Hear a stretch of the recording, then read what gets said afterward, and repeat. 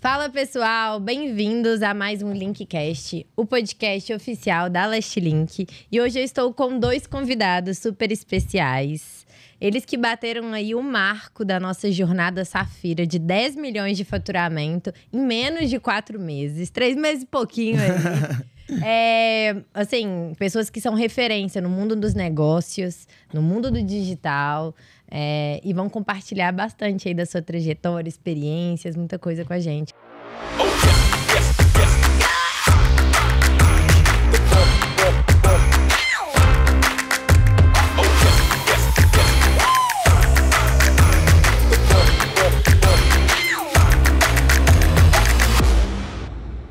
Grandes parceiros, Neto e Bruno, muito obrigada por estarem aqui hoje com a gente. Bem-vindos. O prazer é todo nosso. A gente agradece o convite. É uma honra estar aqui, contar um pouco da nossa história. E que bom que a gente tem a oportunidade de fazer isso hoje no podcast da Last Link, porque a Last Link ela faz parte dessa história e com muita força, né, Bruno? O que a gente fez aí nos últimos meses junto com a Last Link. Marcamos esse passo no Safira, que são 10 milhões. Já estamos com 15, vamos buscar esses 20 aí. É um prazer inenarrável estar aqui para contar um pouquinho dessa história. Verdade. Mais uma vez, muito obrigado, né, pelo convite. E ficamos muito felizes, né? 10 milhões em menos de 4 meses aí. E com a Last Link, isso pra gente é muito top, né? Começamos uma parceria aí que começou aos pouquinhos ali, né? A gente vendendo um pouquinho. E a gente falou, e aí, Neto? Será que vamos nos jogar de verdade lá? Lorena apertando nossa mente todo santo dia. Vem pra cá, vem pra cá. A gente, calma, Lorena, não é assim. Não é assim, não. A gente tem outras parcerias e tal. Mas a gente foi ganhando confiança, né? Com a plataforma. Né? O relacionamento da gente é muito bom. Vocês são muito prestativos. E acho que isso que a gente mais resolveu migrar nossa operação. Não tem dia de semana, final de semana, feriado. Então, pra nossa operação, que roda o tempo todo, né? E principalmente ali nos grandes lançamentos, que é o 5º dia útil, vocês têm uma organização muito boa. Então, a gente nunca teve... a gente nunca travou em nada. Então, isso foi o que a gente fez, a gente pivotar mesmo, trazer, e deu muito certo, né? Entanto que... a gente vai falar muito disso, mas o valor máximo da nossa empresa hoje é a lealdade. E muita gente fala sobre lealdade, mas de uma maneira muito rasa, e lealdade pra gente tem um valor muito grande. Por muitas vezes, a gente já tomou prejuízo financeiro e aquilo, pra gente, era completamente irrelevante comparado a manter a palavra, a ser leal a quem estava conosco.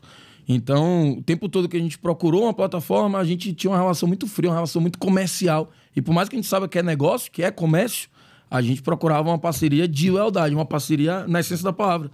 Você lembra que a gente começou isso, né?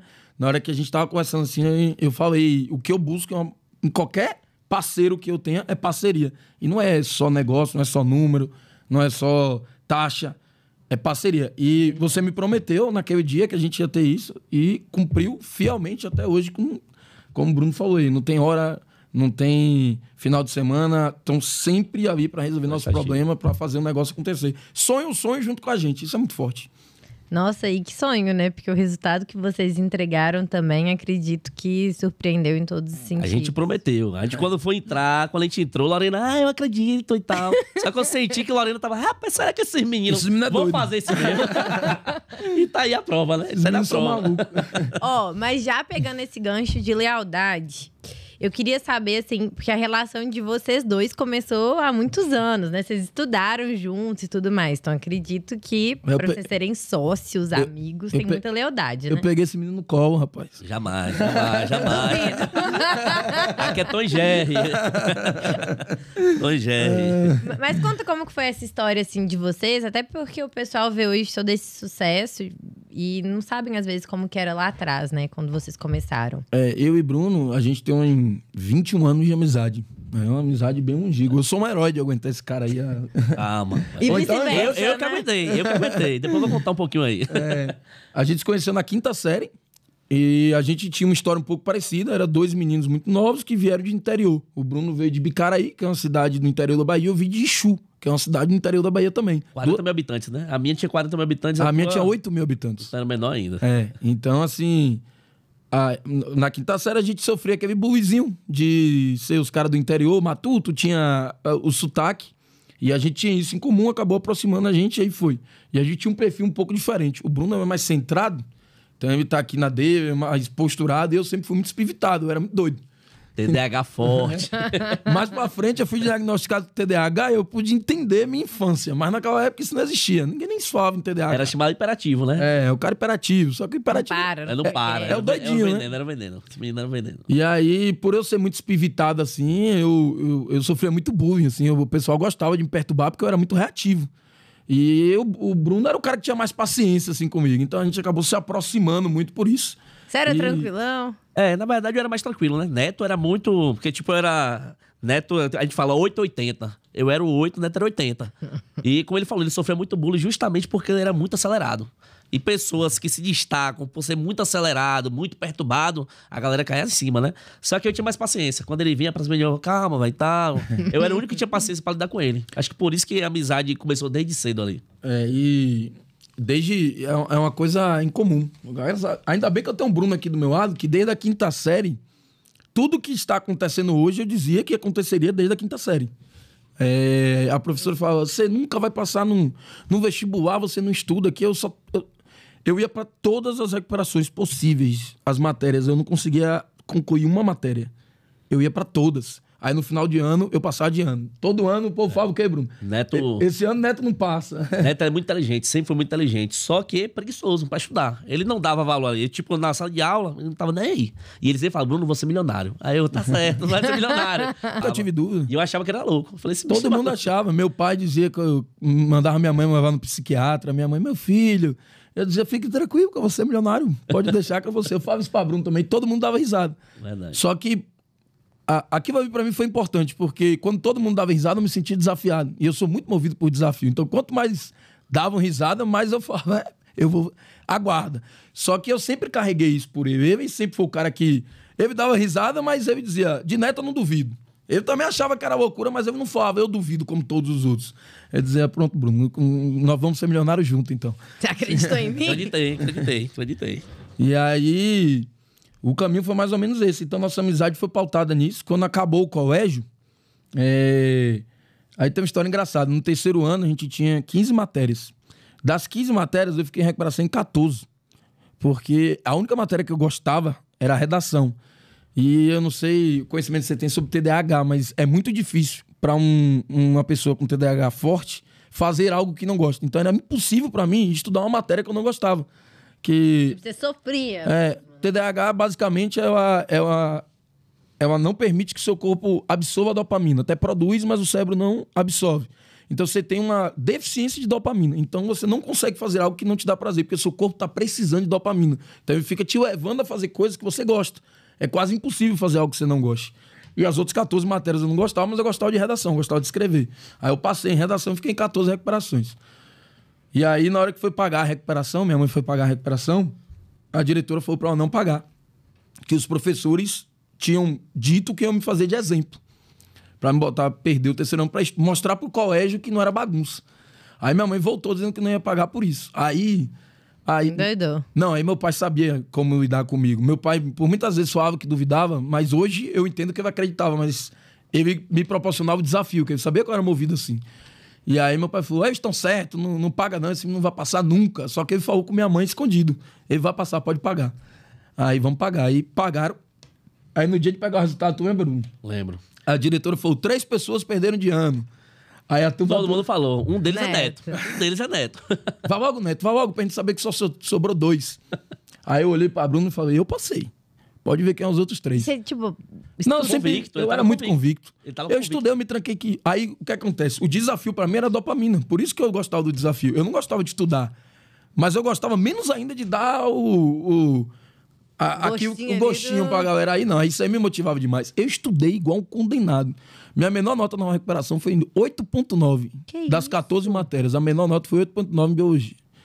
E aí eu entrei, quando eu saí... O engraçado era os professores, tudo salivando. Doido pra ele perder em uma, porque em uma ele já ia Já perdia. Já era. Exatamente. E não tinha nem o que eles fazerem, porque não tinha, passou. Se eu tivesse... Tudo ficava assim, maluco assim. Se eu tivesse tirado 5,9, faltado 1/10, eu tinha certeza que eu tinha perdido de ano. Eles não iam te dar 1/10. Não ia. Aí eu saí da sala... Aí eu falei, passei, tu lembra? Todo mundo no corredor doido. Meu Deus, quem são os 3? Quem são os 3? Se Neto não tá. Eles já tinham meio que definido, a turma já tinha definido quem era que tinha perdido. Aí quando eu falei, ficou fora das contas. Bruno também ficou em recuperação, mas Bruno passou. Bruno era mais prendado, ficou só em 3. Tipo, o Neto ficava em 14, 13, eu ficava em 5 e tal, né? Também não gostava muito de estudar, mas tinha que passar, né? A obrigação, minha mãe cobrava o tempo todo. Não cobrava no dia a dia, mas no final do ano ela queria que eu passasse. Então sempre dava conta do recado ali, né? Junto com o Neto. Mas depois que a gente terminou a escola, aí que vem a prensa, né? Que a gente não sabia o que queria fazer. Eu mesmo não sabia. Fiquei ainda mais um ano ainda tentando saber o que eu ia fazer depois da escola. O Neto já estava um pouco mais...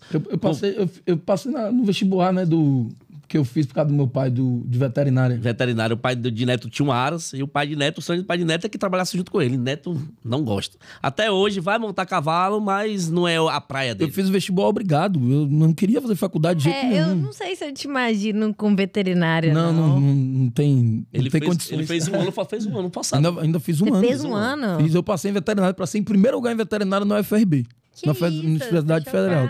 Federal. E isso foi no terceiro ano. Eu fiz o vestibular em outubro do terceiro ano. Ou seja, os professores querendo me reprovar, eu tinha passado em primeiro no vestibular, mas ainda não sabia. A gente veio saber depois. Aí o colégio ainda me ligou pra tirar uma foto minha e botar no... Você deixou? Xinguei o freio. Era colégio de freira. Eu xinguei o freio todo. Você acha que eu sou panaca? Você me escolheu todo pra minha mãe, agora você quer botar foto minha. Aí fizemos isso. Aí quando eu voltei, Bruno começou a fazer um curso no Senai, que também não era a cara dele, estudando para vestibular. Eu falei, Bruno, bora tentar se virar. Abandonei a Federal. Meu pai e minha mãe ficou louco. E abandonei a Federal para ir vender bolsa com o Bruno. Nosso tino era vendas e empreender. A gente não queria ficar ali, porque nossa família é o quê? A família quer que passe na faculdade. Meu sonho de minha mãe é que eu fosse... tradicional. É que eu passasse no concurso ou que eu fosse médico. Seu nome é de médico, Bruno Cartos. Eu quero que você seja médico. Eu falei, eu não gosto, minha mãe. Mas seu nome é de médico. Eu falei, não quero. O cara não aguenta ver sangue. Eu não aguento tomar uma injeção. Por que seu nome é de médico? Ela falava na cabeça dela. Bonito, Cartos. Ela disse que era um nome imponente, que ela botou porque sabia que ia ser médico. Eu falei, minha mãe, eu não quero. Eu nunca me vejo no jaleco, nem de sangue eu gosto. Aí ela, já que você não quer ser médico, você vai passar no concurso igual seu primo. Sempre tem um primo pra quebrar o cara, né? Um primo inteligente que faz o concursozinho, padrão da família. Não, ele não tem um primo pra quebrar, ele tem um primo pra destruir o cara, que esse primo dele. Ele passou uns 15 concursos, um atrás do outro. Aí pronto, e era o primo mais próximo. Sabe, minha mãe só tinha 2 irmãos. Nem pra ser distante. Né? Porque tu morava em outro estado, pra nem ter contato. Aí meu primo ia lá. Aí lá vai, Bruno, eu não vou ser médico não, vou vender bolsa. Quando eu fui fazer isso, aí pronto. Mas por quê? Tipo assim, vocês tinham essa alma de vendedor. Foi uma brecha, na verdade foi uma brecha. Minha mãe, ela sempre foi empreendedora, vendia. Ela vendia bolsa, vendia sandálias e tal. E aí eu falei, Neto, seguinte, minha mãe tá vendendo, tá comprando umas bolsas de R$50. E eu tô acompanhando ela, eu tô vendo que tem uma possibilidade de vender pelo triplo do preço. Você tá fazendo o que nesse momento? Neto, rapaz, nada. Eu falei, pronto, eu já tô com o canal aqui, vamos pegar um dinheirinho já aqui. Tem fornecedor. E já vamos. E aí eu não tinha moto, não tinha nada, Neto tinha a moto da irmã. Aí Bruno, eu tenho uma motinha de minha irmã. Eu falei, pronto. Ou seja, não tinha também. Não tinha, pegava escondido. Aí Neto, vamos ver os clientes. Eu falei, pronto, os clientes é quem? Gente que não pode ir à rua, que não pode saber o valor. Pronto, professoras. A gente descobriu que as professoras não tinham tempo de ir na rua e a gente falou, pronto, já temos o cliente, já temos o produto. A gente foi investir, acho que foi R$500. Saía de escola em escola, vendendo bolsa. Aí vendemos as bolsas tudo em menos de uma semana, compramos mais. Só que a gente vendia fiado. Começamos a tomar sabia calote. Vender, não sabia comprar, pagar, cobrar. Eu e Neto somos 2 bestas. Mano, a gente tava tomando calote de professora, a gente olhava um pra cara do outro e falava, cara, a gente tá aqui no colégio que a mulher trabalha, a mulher não paga a gente, mano, isso é surreal. E eu nunca tive aquela coragem de chegar lá, fazer um barraco, né? Eu quero meu dinheiro, nunca tive. Aí eu falava, Neto, a gente vai tomar prejuízo. Vamos pagar essa porra. E não tinha maquineta naquela época pra gente se virar, a gente não sabia, era só no dinheiro mesmo. Aí qual dia que a senhora recebe salário? Tal dia a gente ia lá, a mulher já tinha sumido. Isso tem quanto tempo? Porra. Tem muito tempo. Era uns 18, né? Então deve ter uns 13 anos. 13 anos. Foi o nosso primeiro negócio junto. Quebrou, fechou em um mês, porque a gente se pagou, lucrou uns R$200 cada. A gente falou, Neto, isso aqui não vai dar certo, não. Não vai dar pra Vamos viver. fazer outra coisa mais pra frente. A segunda profissão nossa, aí você pode ter certeza que a gente brocou. Sabe qual foi? Jogador de pôquer. É mesmo. A gente começou a jogar pôquer e a gente, na primeira semana, a gente ganhou um dinheirinho. Mas, tipo, vocês já começaram com foco de quero ser profissional. Não, que nada. A gente queria fazer um extra. Queria fazer um extra. Começou a dar muito certo, principalmente pra ele. Mas extra do que? O que era o principal? Não, o extra era o principal. O extra era a única coisa que tinha, na verdade. Depois das bolsas, eu comecei a vender roupa, camisa. Eu vendia camisa lá na garagem da minha casa. Aí eu já tinha essa rendinha. Aí eu falei, Neto, comecei a aprender um jogo muito bom. E Neto gosta muito de jogo. Neto sempre gostou muito de jogo, né? E aí eu apresentei o poker pra ele e tal. E poker, o jogo é muito inteligente. É muito estratégico. O povo pensa, poker é só você aprender ali as jogadas e o cara já foi. Você tem que saber linguagem corporal. Você tem que saber o comportamento da pessoa. Tem que saber ler tudo. Ler o jogo, É um jogo de ver as leitura de cartas. pessoas. O poker diz muito mais sobre pessoas do que sobre as cartas. Exatamente. E aí a gente começou a fazer a nossa renda. Né? Aí, Neto, rapaz, Bruno, que negócio bom é esse? Não, eu ganhava um dinheirinho. Agora ele era surreal. Tinha noite daí fazer R$2.000 no poker. É porque Neto, como ele falou que tem TDAH, a gente não sabia na época. TDAH é o quê? É dopamina. Pra gerar dopamina, ele tem que entrar em todas as mãos. Quem entra em todas as mãos do poker, se quebra. E aí Neto gostava muito de blefar, ele vinha alto, pra dopamina gerar dopamina no cérebro, apostava alto. E aí tinha hora que ele se quebrava, né? Eu era mais tranquilo. Ainda Era mais conseguia na ser manhã. lucrativo, porque a gente sabia jogar, a gente aprendeu a jogar bem, assim, mas ele era mais persuasivo, então ele conseguia se dar muito bem. E nessa época ele tinha o comércio dele e eu fazia evento. Aí eu comecei a fazer evento. Agora fale qual foi o evento aí que você faz. Não, falar, eu fazia um evento na minha cidade, eu gosto muito de anime. Tem até uma tatuagem aqui de um personagem Naruto.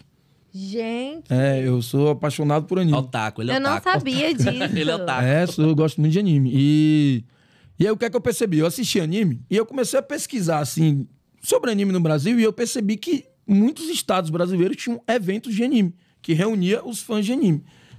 E aí quando todo mundo enxergava aquele evento ali como um negócio de, vamos curtir ali junto, eu falei, não, isso é um negócio. Tem grana aqui envolvida. Nossa, evento é um mercado... Forte. E nossa cidade, apesar de ser o interior, Feira de Santana, mas ela tem quase 1 milhão de habitantes. Então é uma cidade com muita gente. Tem uma alma de interior, mas é uma cidade grande. Eu falei, isso é um negócio, então aqui não tem, eu vou fazer. Isso eu tinha 17 anos. Foi um pouquinho antes da bolsa. Não foi? Foi. O primeiro evento que eu fiz. Eram novinhos já, Era. dando seus pulos. E Faculdade ninguém queria. Agora meter as caras em Não, mas evento, vocês também vender. menor de idade. Trabalhava. Menor Nunca de foi idade. preguiçoso. Não, não era preguiça. Só que pros pais entenderem isso é muito difícil. Você largar uma faculdade, largar um curso técnico. Não, ninguém quer. Eu quero segurança, né? E eu entendo. O pai quer o melhor pro filho. Mas não era o nosso sonho. Resumo da ópera. Eu fazia um evento, ficava 6 meses pra fazer outro. Só acabei de fazer 2 no ano. Mais do que isso, a galera não ia. Aí eu fiz o primeiro evento com 17 anos, deu 400 pessoas. Aí 1 ano depois eu fiz o segundo. Aí esse já deu 1.000 e poucas pessoas. No resumo, eu fiz Era 5... evento grande que você organizava, então. O quinto evento que eu fiz chamava Feira Anime. O quinto evento que eu fiz, eu tinha 19 anos, foi 2 anos depois do primeiro. Deu 4.000 pessoas. Eu tive cobertura da Globo 3 vezes durante o dia no evento, no sábado e no domingo. Eu trouxe um convidado de Londres. Eu trouxe 2 dubladores da Globo. Eu trouxe o Mundo Canibal. Não sei se você conhece o Mundo Canibal. Na época tava Estourado. Tá bom. estouradíssimo. O evento deu quase 8.000 pessoas em 2 dias. Que isso. 4.000 pessoas por dia. E assim, eu acredito que essa bagagem te deu um aprendizado muito grande até pros... Sabe qual foi o melhor aprendizado que isso me deu? Eu pensei que eu tava rico. Eu falei, eu tô milionário. Na época eu tinha uns... Rico, bem novinho. Eu tinha uns 19, 20 anos.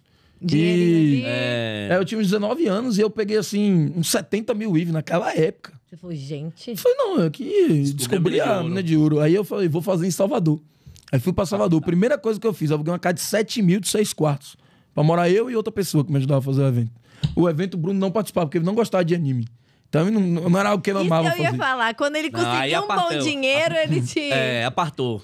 O Neto foi pro mundo anime, eu fiquei nos meus negócios. Mas a e gente aí- sempre continuou amigo, se Amizade vendo. continuou, exato. Mas aí no negócio apartou. Aí eu fui pra Salvador, quebrei. Fiz o evento todo contando que eu ia ter 8.000 pessoas de novo. Ou mais, né? Ou mais, que era em Salvador. Deu 1.500 pessoas. Eu fiquei devendo a todo mundo. E os caras queriam me matar lá dentro do evento. Meu pai saiu dando cheque sem fundo pra todo mundo, porque não tinha como cobrir. Na segunda-feira, minha mãe tomou um empréstimo consignado, porque ela era funcionária pública, pra cobrir O prejuízo do meu evento. prejuízo, que eu causei. E aí, no fim das contas, eu fiquei devendo quase uns 100 mil do empréstimo. E aí eu falei com meus pais que eu ia pagar e tudo. Foi a maior vergonha da minha vida. Eu pensei que eu tava rico e de repente eu tava pobre e devendo. E o engraçado é que a mãe de Neto sempre apoiou tudo. Por mais, assim, maluca que fosse a ideia, a mãe sempre apoiou. O Ela pai nunca acreditava. apoiou, mas a mãe sempre apoiou em tudo. Meu pai sempre achava que eu tava perdendo tempo. Mas Porque minha seu mãe... pai é mais conservador, Muito, assim, Mas, de é ideias. impulsado, sempre teve aquela segurança ali. Faça concurso e tal, a segurança tá aqui. achava que eu dava trabalho. Que Mas essas como coisas. é que você faz pra, tipo assim, ó, dentro da sua casa, as pessoas que você morava, uma te dava assim, ó, vai pro outro lado. O que te fazia falar, não? Não, Acho que a essa altura meus pais já tinham entendido que ninguém me dominava no seu mesmo. Eu era muito bruto, só Bruno mesmo pra saber. Essa ideia de eu vou ser milionário, eu vou ser empresário, eu era completamente blindado. Não importa o que me falava, eu nunca tirei essa ideia da cabeça. Então eu sempre tentei. Para pagar essa dívida que eu tinha com minha mãe, eu fui ser representante comercial. E eu não tinha dinheiro. Aí essa talvez seja a melhor história que eu tenho com o Bruno. Que você vai descobrir agora. Aí eu fiquei com essa dívida aí e Bruno prosperou na lojinha dele. Bruno comprou um carrinho. Carrinho velho, um Celta branco, tô lembrando? Obviamente. E aí eu fui para entrevista de representante, tinha mais de 100 representantes, tudo os caras de bem vestido, de blazer, no dia da entrevista. O dono da empresa chegou de helicóptero, era um cara muito rico. Aí ele mesmo, com a equipe dele, fazia entrevista dessas 100 pessoas. E eu lembro que eu fui o último, fizeram por ordem de idade, para dar prioridade a quem era mais velho, esperar menos tempo. Eu fiquei umas 8 horas de relógio esperando, eu fui o último. Quando eu entrei, os caras estavam assim. Falei, caramba, velho. Os caras nem querem me ouvir aqui, os caras querem que eu vá embora. Os caras têm 8 horas entrevistando gente. Aí eu falei, eu tenho que fazer alguma coisa diferente. Aí eles estavam tudo assim, tinha uma mesa assim, tinha uns 8. Agora, pensa aí, 8 empresário conceituado. Aí na hora que eu sentei na mesa, cheguei na mesa, dei um tapão assim. Bora, galera, energia. Vamos entrevistar sem energia? O cara, mesma energia do primeiro. Primeira coisa que eu fui buscar, não dei nem boa tarde. Mano, na hora que eu fiz isso, os caras regalaram os olhos assim, ó. Quem é esse maluco? Quem é esse maluco? Aí o cara falou, como é seu nome? Eu falei, meu nome é João Neto. Faz o que da vida? Eu falei, faço sucesso. Me diga aí o que é desse jeito. Mas eu falei, ou eu dou uma de doido aqui. Se eu vou na mãe aqui, eu sou mais um. Saí da entrevista uns 30 minutos depois, os caras me ligaram, me contrataram. 30 minutos de reunião. Ou eu dou uma de doido, ou só vou esquecer de você. Tinha que ter carro e eu não tinha nada, tava devendo a minha mãe. Tinha o carro do Bruno. Não, mas eu não ia pedir o carro ao Bruno, nunca que eu ia ter essa coragem. E aí, conversando com o Bruno, a gente saía pra comer um pastel de Xande, que era um pastel de 1,50. Pastel barato. Era o que dava pra gente pagar na época. Aí eu comentando com o Bruno, caralho, passei, só tenho que arrumar um carro. O Bruno tirou a chave do carro, falou, toma. Eu falei, tá doido, mano, tu vai ficar sem carro. Mas o que te deu, assim, na cabeça de falar? Rapaz, Neto sempre foi muito próximo, né? Mesmo ele indo para outro lugar, mesmo ele buscando outras atividades que não eram iguais às minhas, mas a gente foi sempre leal um ao outro. Acho que isso aí contou muito, né? Eu e ele nunca teve muitos amigos, então uma hora ou outra a gente sempre tava junto. E quando ele me contou isso, né? Eu nem pensei duas vezes. Não pensei duas vezes. Primeiro, que eu não usava muito carro. E eu não pedi... Segundo, que ele dependia. Eu já sabia da situação que ele tava passando e tal. Eu não pedi nessa intenção.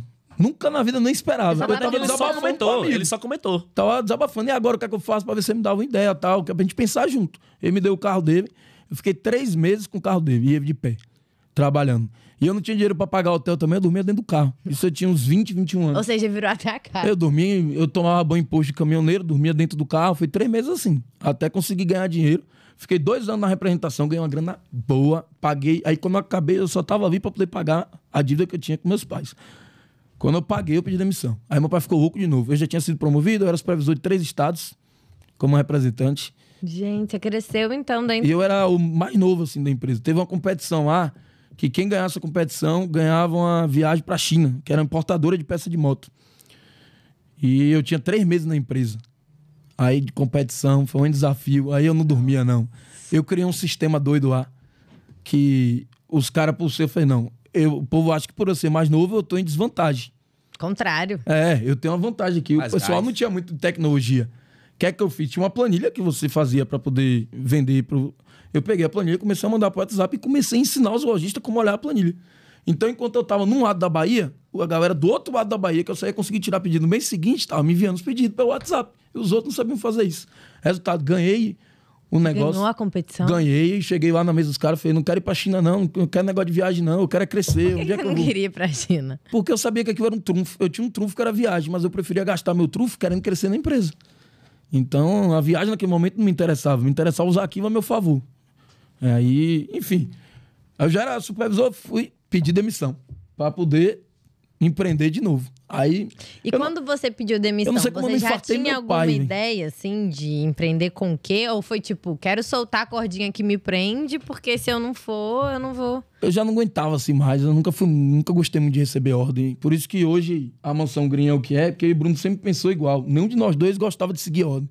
Então hoje, a nossa empresa é uma empresa que existe hierarquia, mas não tem ordem. É muito difícil alguém falar, faça isso. A gente instrui, cada um sabe o que fazer, a gente deixa as pessoas muito livres para gerar seus próprios resultados. Mas não é aquele negócio engessado. A gente vai chegar nessa parte, né? Mas em resumo da ópera, foi isso. O Bruno, a essa época, continuava estudando ainda, né? Na verdade, minha mãe falou, ei, você tem que arrumar um emprego. Minha mãe era muito... É o povo de interior, é muito focado em estudar, concurso. Ei, esse negócio de vender negocinho, eu quero que você arrume um emprego, eu quero que você tenha carteira assinada. Me mandou desmanchar a loja.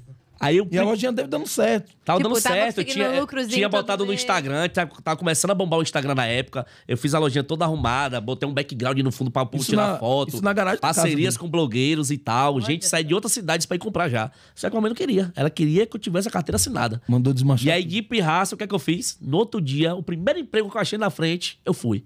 Adivinha de quê? Almoxarife. Mas a carteira era assinada. Carteira assinada. Eu falei, carteira assinada que a senhora quer, tá aqui, ó. Almoxarife. Agora, qual a Poeira. estabilidade que eu tô com isso? Salário mínimo, mais uma besteirinha que eu ganhava. Fiquei nessa brincadeira aí mais um ano e pouco. Eu não acredito. Um ano e pouco. Como que você aguentou? Um ano e pouco. Só que aí eu continuava, fazendo não, o quê? Não pela profissão em si, mas tipo, por essa veia que você tinha de ser empreendedor, de querer Exatamente. fazer outras Eu coisas. não era como o Neto, que botava uma coisa na cabeça e era contra todo mundo. Eu tinha aquele negócio de obedecer pai e mãe. Ah, entendi. Eu fui criado sem pai, então eu respeitava muito minha mãe. Minha mãe, mesmo ela falando, eu respeitava. Só que chegou uma hora que ela bateu o pé firme, ó. É assim. É assim, aí eu falei, vou ter que ir. Não vou querer fazer, ir de contra minha mãe, contra minha família. E às vezes você ganhava até mais dinheiro na sua loja. Muito mais, ganhava 5 vezes mais, só que ela não queria saber. Ela queria mostrar pra família que eu tinha Carteira assinada. assinado e queria que eu estudasse ao Ele mesmo não era tempo. vagabundo. A lojinha, Exatamente. mesmo o cara tendo a lojinha, mesmo pra impressão que ficava, que o cara era vagabundo. Trabalhava muito Exato. mais. E aí, Não, com certeza trabalhava muito mais, o cara na correria. É. e aí o meu trabalho era 3 turnos, que eu trabalhava manhã e tarde, e aí à noite ia pro curso, e depois do curso, adivinha o que eu ia fazer? Pôquer. Fazer meu extra. E aí chegava em casa 3 horas da manhã. Aí ela enlouquecia. Pôquer não é. Aí era da igreja ainda. Ah, porque Pôquer é do inimigo. Saia do pôquer, meu filho. Eu falei, aí eu chegava pra Neto, Neto, o que é que eu faço em minha vida, Neto?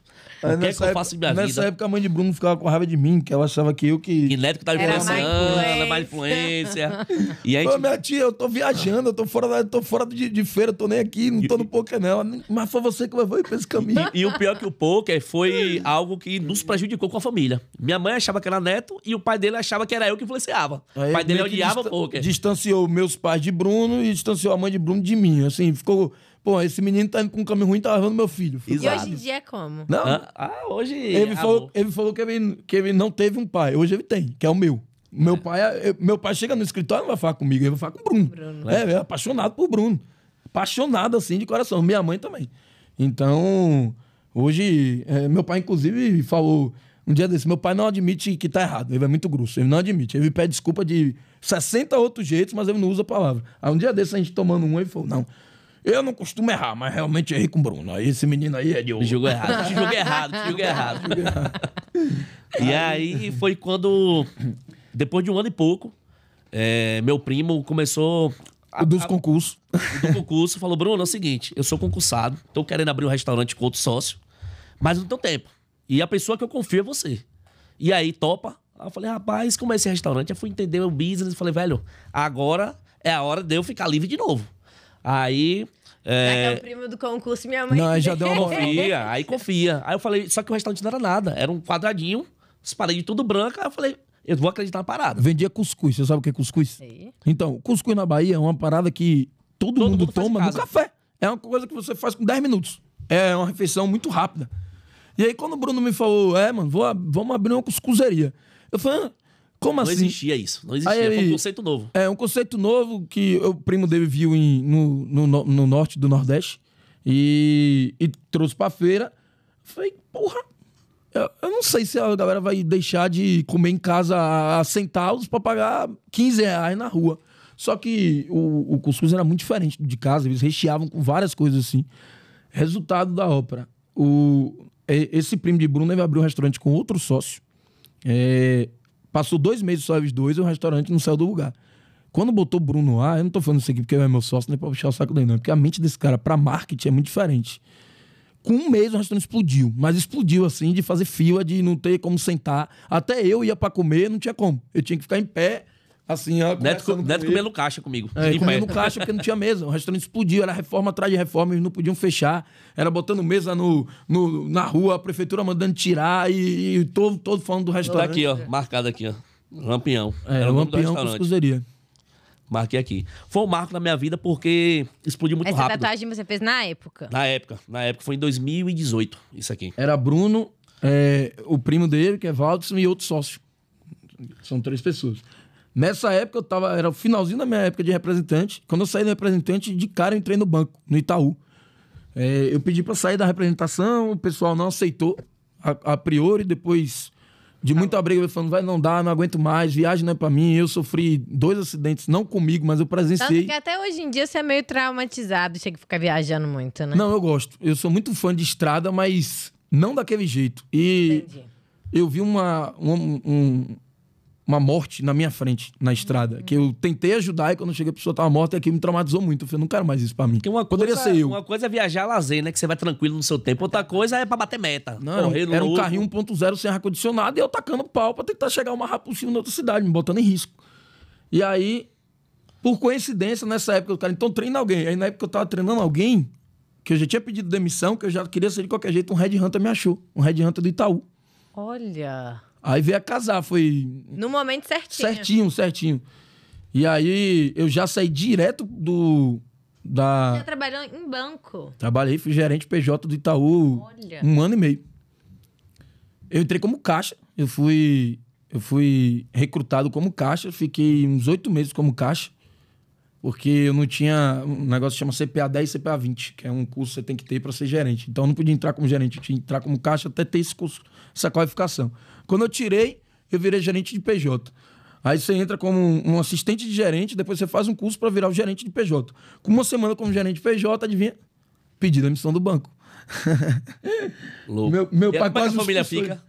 Meu pai Como é que quase a me família expulsou. fica? Meu pai quase me expulsou de casa. Essa foi a pior Falou de todas. assim, na época que eles falaram, tá estabilizado, meu filho Não, tá no banco, gerente, Essa foi a época que eu mais me dei bem. certificação. Tirando hoje, foi a época que eu me dei melhor com meu pai. Nessa época, meu filho tomou um rumo.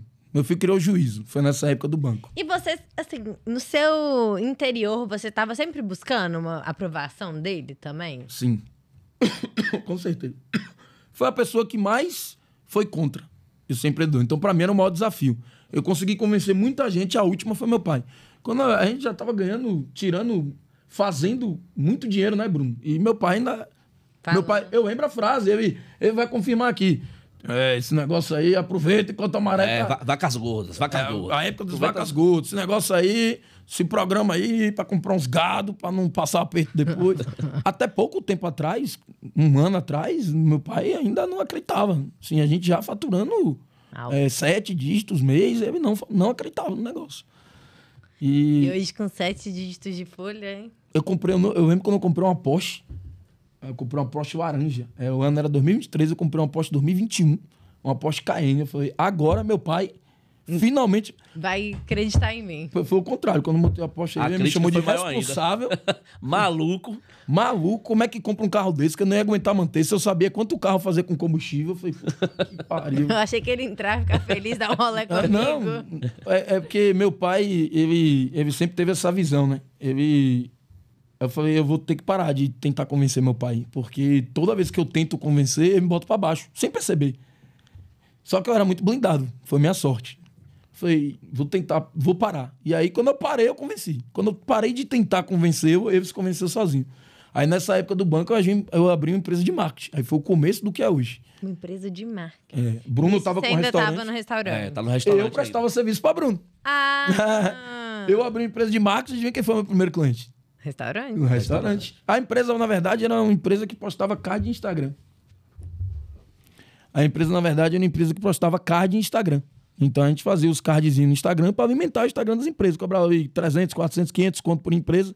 Eu fechei rapidamente umas 40 empresas, então a gente tinha um faturamento legal. Olha, de uns você 20... sempre comercial e atrás, Neto era o rei do comercial. Quem tinha lá, vendedor. Era muito difícil eu sentar numa reunião para não fechar um negócio. Muito difícil. Mas eu não tinha noção nenhuma de gerenciamento de empresa. Eu já tinha quebrado uma, parece que não tinha aprendido. Então, faturava 20 mil, eu tinha 21 mil de custo. Então, a empresa fechava 1 mil negativo todo mês. E parecia que tava crescendo. O Bruno foi uma vez e falou, meu Deus do céu, quantas pessoas já tem aqui? Neto televisava muito quantidade. E eu chegava, Neto, quantidade não é qualidade, irmão. Às vezes você tá aqui com 3 designs, se você contratar um bom, vai fazer o serviço dos 3. Só que o sonho dele sempre foi ter uma empresa grande. Empresa grande e quantidade de funcionário. Não olhava pra eficiência, a primeira né? coisa, quando ele foi me apresentar a empresa, ele falou, Bruno, olha o tanto de gente que tem aqui. Eu falei, pô, irmão, tô muito feliz por você. Aí quando ele foi apresentar, eu falei, velho, rapaz... Será que precisa desse Será tanto que de precisa gente? desse tanto de gente mesmo? E Neto era muito liberal, a galera meio folgada lá. Ele sempre teve esse negócio de não exigir muito. É tipo, botar, ó, sua meta é essa e deixar a galera mais solta. Eu falei, ó, velho, cuidado. Só que isso aí só Precisa funciona... ter um processo muito claro. São né? processos e principalmente cultura. Então, hoje funciona dessa forma e funciona muito bem, porque Muito a cultura da empresa é muito forte. Na época não era. Então, foi assim que nasceu e foi assim, a gente rapidamente pegamos um contrato muito grande, eu virei uma das maiores agências de marketing da cidade, também muito rápido. Tudo na minha vida era muito rápido, mas na mesma velocidade que Dava certo. caía, desandava, derrubava. E dessa vez não foi culpa minha, foi a pandemia. Pandemia. A pandemia A entrou... pandemia nos destruiu, na verdade, né? A pandemia... Restaurante também. Restaurante foi o primeiro. Restaurante e hotelaria, né, foram os primeiros a fechar. E marketing também, porque marketing. imagina, sua empresa está fechada, a O primeira coisa que você último a corta... pagar é o marketing. A primeira coisa que você corta, o primeiro custo que você corta é o marketing. Verdade. Eu perdi todos os meus contratos em uma semana. Nossa. Não, e você não sabe da maior. Quando eu comecei a abrir essa agência, estruturar, eu ainda estava no banco. Eu tinha dado meu aviso no banco, eu ainda estava cumprindo. E eu queria fazer o negócio acontecer. Aí o que é que eu fiz? Eu não podia abrir no meu nome. Eu abri no nome, na época, minha noiva, que hoje é minha esposa. Abri tudo no nome dela. E depois não mudei. Fui tocando barco. Aí nessa época eu perdi todos os meus contratos. Eu tinha uns 15 colaboradores na época. Todo mundo foi buscar na justiça. Meu E Deus. eu sem um conto pra pagar ninguém. Vendi carro, E no vendi... nome dela. Pocou o nome dela. da O nome sua dela noiva. foi... O nome dela foi pro Serasa, pro SPC, com busca e apreensão em carro. Que eu comprei um carro na PJ. Vendi tudo que eu tinha. Fiquei no zero de novo, depois de tanto tempo na correria. E ainda assim, ainda fiquei com dívida. E Bruno a mesma coisa. E dessa vez ninguém podia ajudar ninguém. Tava os dois na merda. Os dois na Pindaíba. Eu já tinha 2 restaurantes, mais de 60 funcionários, tinha uma barbearia também. E aí eu falei, velho, vou quebrar. Porque foi o primeiro a fechar, literalmente. Restaurante E as contas chegando. e as contas chegando. E aí foi quando o governo, na época, soltou ainda um auxílio pra galera, foi o que deu pra segurar um pouco. Mas aí eu comecei a pensar, velho, não vai dar pra mim. Aí foi quando o Neto começou a pivotar já pra Eu já aposta esportiva, né? Que o Neto já Todo esse gostava. tempo eu apostava. Todo esse Você tempo. De toda essa apostava história. como apostador mesmo. Como apostador. Hobby seu. Hobby. Todo esse tempo. E ele também. E eu apostava. Na época que a gente apostava, era só o tabletzinho que tinha. E eu e Neto, a gente fazia tudo, todas as anotações no caderno. Isso qual ano? Não, 2019? acho que desde que eu me entendo por gente. isso aí. Desde que a gente saiu do Em colégio. 2017, bem assim, com mais dinheiro mesmo. Mas acho que foi em 2018 que aí começou a... Desde 2015 que a gente fazia assim, aposta de R$1 pra tentar ganhar 300 mil com uma Era aposta os de R$1. bingos, Era eram os uma bingos que a gente fazia, as loucuras. Mas que a gente começou a fazer assim com 50, 30, R$50, foi mais ou menos em 2018. E aí, quando veio a pandemia, eu falei, não dá pra ter estoque, Pega mais água, por favor. não dá pra ter estoque, não dá pra contar com nada.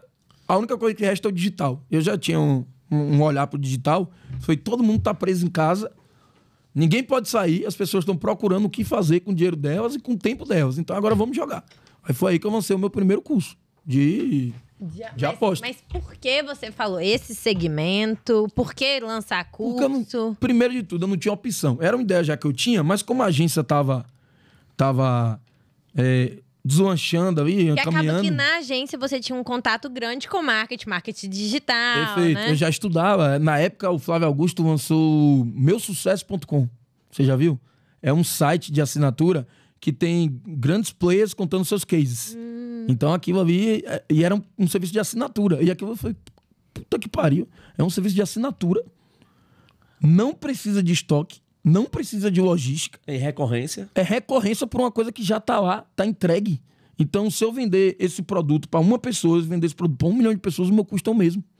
Aí aquilo aí me chamou a atenção. Mas eu, como empreendedor, entendi os números rápido. Eu sabia que era aquilo aí que eu iria para mim. Já gostava de aposta. Só que como a agência tava andando, a agência de marketing, eu não tinha como tirar um tempo de uma coisa e fazer outra. Como chegou a pandemia, quebrei, mas eu quebrei legal. Acho que eu nunca tinha... Mesmo quando eu fiquei devendo a meus pais aqueles quase 100 mil, que eu me senti muito mal também. Dessa vez, eu me senti mal, assim, de um nível absurdo. Bruno deve ter passado por algo. Porque a gente já era mais velho, eu já tava noivo, já tava pensando em casar. eu me vi do zero com o nome da minha noiva, que não tinha nada a ver com a história, todo pocado, recebendo ligação, passando vergonha. Ela tinha me emprestado dinheiro, eu tava na pindaíba máximo, assim. Eu já nem recebia Prolabore. Já não saí recebia mais. Bateu a pandemia, a gente segurou só pra pagar funcionário, que era o compromisso que a gente tinha, né? A maioria da galera é muito humilde. Então, eu falei, segurei com sócios. A partir de hoje não tem mais Prolabore. E o dinheiro aqui vai ser só pra pagar funcionário. A gente não tirava R$1. Eu passei quase 5 meses sem tirar R$1. Só vivendo com as economias. Só gastando. Combustível, saindo, deslocando. E aí foi que só tava funcionando delivery. Eu falei, a partir de agora eu vou ter que me virar. E aí, como já tinha o marketing, já tava rodando o marketing, eu comecei a estudar tráfego pago. Eu falei, vou comprar curso de tráfego pago, começar a impulsionar... Então, ele tava pensando de um lado dele e você do Neto, seu. Neto já tava. Não foi aí que a gente juntou ainda, não. Olha só. Neto já tava do lado dele e eu comecei a estudar tráfego pago daqui, sem a gente se comunicar. Lembra? A gente até meio que se Tudo afastou um pouco nessa época. Nessa época a gente nem tava tão junto, porque tava os dois tão a pindaíba também. Focados, os dois tão quebrados. O nosso foco era só tentar se levantar de alguma forma. Lembra que eu te falei que era o sócio dele no restaurante, era eu e um primo e outra pessoa? Pois é. Essa outra pessoa também estudava tráfego pago. Ele e Bruno. E aí, quando eu falei, vou gravar os cursos e vou ver como é que faz esse negócio aqui. Aí, gravei os cursos ensinando como é que apostava. Isso, uns 15 dias depois da agência quebrar. Falei, vou me jogar, não posso desistir, vou pra cima. Gravei os cursos e falei, e agora? Como é que eu entrego isso pras pessoas? Aí eu fui estudar, eu vi que existia tráfego pago. Só que na época eu não sabia que Bruno tava... Mexendo com tráfego pago. Aí esse outro sócio dele, na época, ele também estudou com a gente. Ele não era próximo da gente como eu e Bruno éramos. Mas ele estudou com a gente, era um cara próximo. Tô com essa ideia aqui e tal, vamos entrar junto, tráfego pago. Eu, mano, eu não tenho conhecimento suficiente de tráfego pago pra fazer isso funcionar. Mas O nicho era black, né? O nicho black era apartado do white. né? Diferente. aí, eu não tenho, mas eu vou te apresentar um cara que tem. Aí tal. Tinha essas questões, você não sabia das particularidades do segmento, Não sabia do nada. que dava, o que não dava pra fazer. Eu não sabia absolutamente nada, assim. Era tudo novo pra mim. E aí me apresentou esses dois caras, e um desses caras eu já conhecia. E quando eu fui conversar Mas com... estava com o curso gravado, só precisava saber Isso. como... E já tinha um grupo Tá lá. no Telegram, já mandava os palpites lá, só que eu não conseguia botar gente, só tinha 200 pessoas no grupo. Porque o projeto foi bom comigo, amigo, esse projeto é bom, mas eu conheço sua história, você falhou em tudo que você tentou, eu não quero me aliar a esse tipo de gente. Foi assim, não foi? Não Você já acredito. deu um banho de água fria de início. Imagina pra um cara que tá humilhado, destruído, ouvir isso. Eu Tipo tô assim, tu chocada. é um cara que é só pressão. É. Você é um fracassado e eu Eu não não quero vou me ter nada unir com um você. Aí, Agora, como que você conseguia ter resiliência pra continuar tentando? eu não tinha outra opção, eu ia dar o gosto a ele de estarem certo, nunca. Aí eu falei, eu engoli o orgulho, eu falei, mas tem um jeito. Aí eu dou um pouco mais de credibilidade ao projeto, que sabe, já tem um restaurante, é um cara conceituado. Se você colocar ele no projeto, a gente fecha. Eu falei, não, coloca. A ideia era minha, eu gravei tudo, eu fiquei com 30% do projeto. E aí... Era isso ou nada. não fazer? Ou nada. Ou nada. Deu certo, eles conseguiram botar umas 6 mil pessoas no grupo e eu me dediquei. Mas o papel dele só foi tráfego, eu fazia o resto de tudo. Eu fazia atendimento, eu fazia suporte. Eu era o cara que mandava as dicas. Eu fazia tudo, assim, eu trabalhava 24/7, eu nem dormia. Mas na verdade o combinado era pros outros ajudarem na parte estratégica. Só que não faziam e Neto que acabava Fazia que... tudo, precisava. E tirando Cada um- só 30% da parada. Cada um tinha... Na época ainda nem monetizava, né? Era um acordo tirar 30%, mas na época nem monetizava. Eu acho que eles não acreditaram tanto. Um restaurante que estava parado, mas tinha dois restaurantes, tinham algo a mais. Sim. Os outros dois meninos também tinham uma fábrica de copos, então eles também tinham algo a mais. Ali, pra mim, eu era o único que era... Era o all-in. Dependia Era o daquilo. all-in. Eu até tatuei. All-in. All-in. All-in. Apostou tudo. E aí eu fui. Aí eu nunca vou esquecer. No dia 16 de junho, isso era em março, no dia 16 de junho, depois de 3 meses mandando palpites ali gratuitos no grupo, tendo um resultado muito bom, falei, agora eu vou lançar o meu grupo VIP, onde eu vou mandar mais dicas. Quem quiser ter mais acesso a mais dicas além do que eu mando no grupo VIP, vai precisar do grupo VIP. E eu também tinha dúvida demais, vai ser dar certo, não. E aí, essa história é engraçada. Aí era o dia do lançamento da minha vida. Era assim, o dia que ia definir, eu já devia todo mundo, não sabia mais o que fazer. Eu tava assim... foi a primeira vez que eu duvidei de mim. Como que você desenhou essa estratégia de, tipo assim, aquecer no gratuito, vou lançar depois o VIP? Como é que definiu precificação? Eu não desenhei tudo? nada disso, foi acontecendo. Eu fui sentindo o fio e fui entendendo a parada, fui entendendo o jogo jogando. Mas não teve Mas estratégia. bem na audiência, entendeu? É, Porque eles audiência. estavam Como é que eu gostando. pego mais palpite? Eu falei, porra, tem gente querendo mais, então dá pra cobrar por isso. E tipo assim, sua rede social já tinha seguidores, Não, pessoas era que muito te fraco. acompanhavam? Nada, foi tráfego? Era rede social de amigo. O Telegram que tinha um pouco mais de gente. Entendi. o tráfego era pro Telegram, aí automaticamente eu levava algumas pessoas pro Instagram, mas eu nem sabia ainda me gravar direito, tá? Eu rodava mais no Telegram. Aí eu lembro que no dia 16 de junho de 2019, 2020, aí era o lançamento da minha vida, eu já tava duvidando um pouco de mim, pela primeira vez na minha vida, eu pensei, porra, será que eu sou isso mesmo? Eu me acho o cara mais foda do mundo, será que eu sou? Como é que eu tô nessa pindaíba aqui há tanto tempo batalhando? Aí eu balançava assim, esquece, vamos trabalhar e tal. Mas já tava no nível assim de... Pela primeira vez na vida eu falei, eles estão certos, eu sou doido mesmo, não sou fora da curva, eu sou maluco. Aí eu lembro que nesse dia 16 eu cheguei pro lançamento, e era pra ter uma live, e era pra estar tudo pronto, era papel dos meninos digitais, eu ia chegar pra fazer a live. Cheguei com minha noiva, faltando assim uns 30 minutos pra live. Quando eu cheguei lá, os caras estavam dormindo. Ah, não acredito. Ah, meu Deus. Será que tá levando a sério? Tava todo mundo dormindo, não tinha nada pronto. Era o game da vida de Neto e os caras, ó... Isso é nervoso, pensando, preparando. Não, aquele dia, vi, foi loucura. Eu lembro assim, eu chego e me emociono. Aí eu e minha noiva montamos o que deu pra montar assim rápido. Aí quando faltavam uns 3 minutos pra live, eu fui pro lado de fora, tinha um jardim assim, umas britas, eu ajoelhei na brita. Eu falei, Deus, me dá um recado agora. Se eu sou bom mesmo ou se eu vou fazer outra coisa de minha vida. E aí eu fui pra live, eu lembro que eu dei o melhor de mim, assim. Eu fui com um espírito de guerreiro mesmo e abri o carrinho. Vendi R$90 mil. Você falou, meu Deus. Puta que pariu, eu chorei igual uma criança. Mas eu chorava assim, ninguém conseguia me acalmar. Ninguém entendia o sentimento. E os caras... Dever cumprido, né? Falar assim, caralho... Os caras ficaram com 60, eu com 30. Na verdade, eu não fiquei com nada. Os 30 eu saí... Sabe que não botou R$1 no bolso? Foi pagando... E sabe que a maior alegria do mundo... Eu não tinha R$1 pra comer um pastel, mas sabe que era a alegria de pagar quem eu devia? De tirar o nome da minha noiva do Serasa. Tu é doido, mano. Foi a maior alegria da minha vida. Aí daquele dia em diante eu entendi o que era jogado. E aí esse sócio que tinha virado sócio meu, quando botou esse dinheiro no bolso, que eu tinha 20%, então ele botou 12 mil ali no bolso, no estalo, ele foi se afastando cada vez mais do restaurante. Não ganhava nada do restaurante, ele falou, ó, achei a mina. A mina não é mais aqui não, é cá. Aí me largou. Total. Aí Bruno se acabou. Bruno tinha que trabalhar por 2, 3, pra fazer um restaurante não morrer. Pra manter o restaurante vivo. Eu não conseguia... 64 colaboradores. O que você tava fazendo? Fazer compra, tinha que fazer tudo. Tipo, Feira. rodando muito delivery. Só funcionava delivery. Aí foi quando eu comecei a buscar o tráfego pago pra impulsionar as vendas. Ah, entendi. Por isso que eu comecei a estudar o tráfego pago. Entendi. Porque o delivery, ele já vendia por si só. Só que eu falei, pô, eu quero atender mais pessoas. Eu quero fazer que meu produto chegue a mais pessoas. Aí foi quando eu comecei a estudar tráfego pago pra fazer o meu próprio tráfego pago. Foi quando começou a dar certo, só que só delivery não sustenta. Não dá pra sustentar. Era muito colaborador. Eu tive que deixar a maior parte do colaborador em casa, eu pagando pra ele estar em casa e reduzir a equipe. E aí chegou a hora que eu falei, rapaz, acho que vai dar não. E principalmente depois que o meu sócio me abandonou pra estar lá. Literalmente. Ele colocou o irmão. Ele colocou um irmão no lugar dele. Falou, meu Deus. Só que isso nunca fez Bruno ter raiva de mim. Não, e nem o contrário. não. O que eu tô falando de ir pra neta é tipo assim, o amigo dele ainda. Aí eu e Bruno, nessa época, inclusive, a gente nos aproximamos mais, assim, porque eu comecei a virar o jogo e aí eu comecei a me preocupar um pouco mais com ele. Mas aí eu ia lá, conversava com ele e tava difícil, mas eu vai dar a volta. A gente... Quase todo dia de noite eu ia lá, a gente jantava junto. Assim, E eu achando que ia acabar a pandemia, e aí piorava novamente. Eu achava que ia melhorar, piorava. Abria, fechava. Abria e fechava. Eu falei, fico mais de um ano nessa brincadeira aí. Surreal, E o cara abandonou ele e eu falava com o cara, né? Quando falei, velho, dê uma força a Bruno, pô, tal. Ele me abandonou, eu xinguei ele. Aí o Neto falou, rapaz, tá acontecendo a mesma coisa comigo aqui do outro lado. Eu falei, então o problema tá no cara. O problema tá no cara. E rushando assim. Aí eu falei, não, tem alguma coisa errada. Aí... Tínhamos 6 meses assim de parceria. Eu falei, velho, pra mim não dá mais. Vou pôr fora quanto é a parte de vocês. Os cara não botaram um centavo no projeto, malmente trabalharam. 6 meses ganhando e na hora de ir embora ainda paguei a parte dos caras.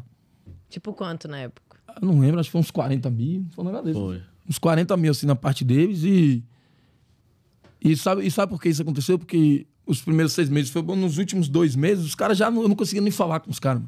Porque parou de vender. E ele, na cabeça dos caras, é assim: isso foi um hype. Isso foi um negócio. Tipo, foi um lançamento, acabou. Aproveitamos o que deu pra aproveitar. Isso não tem futuro, não. Os caras.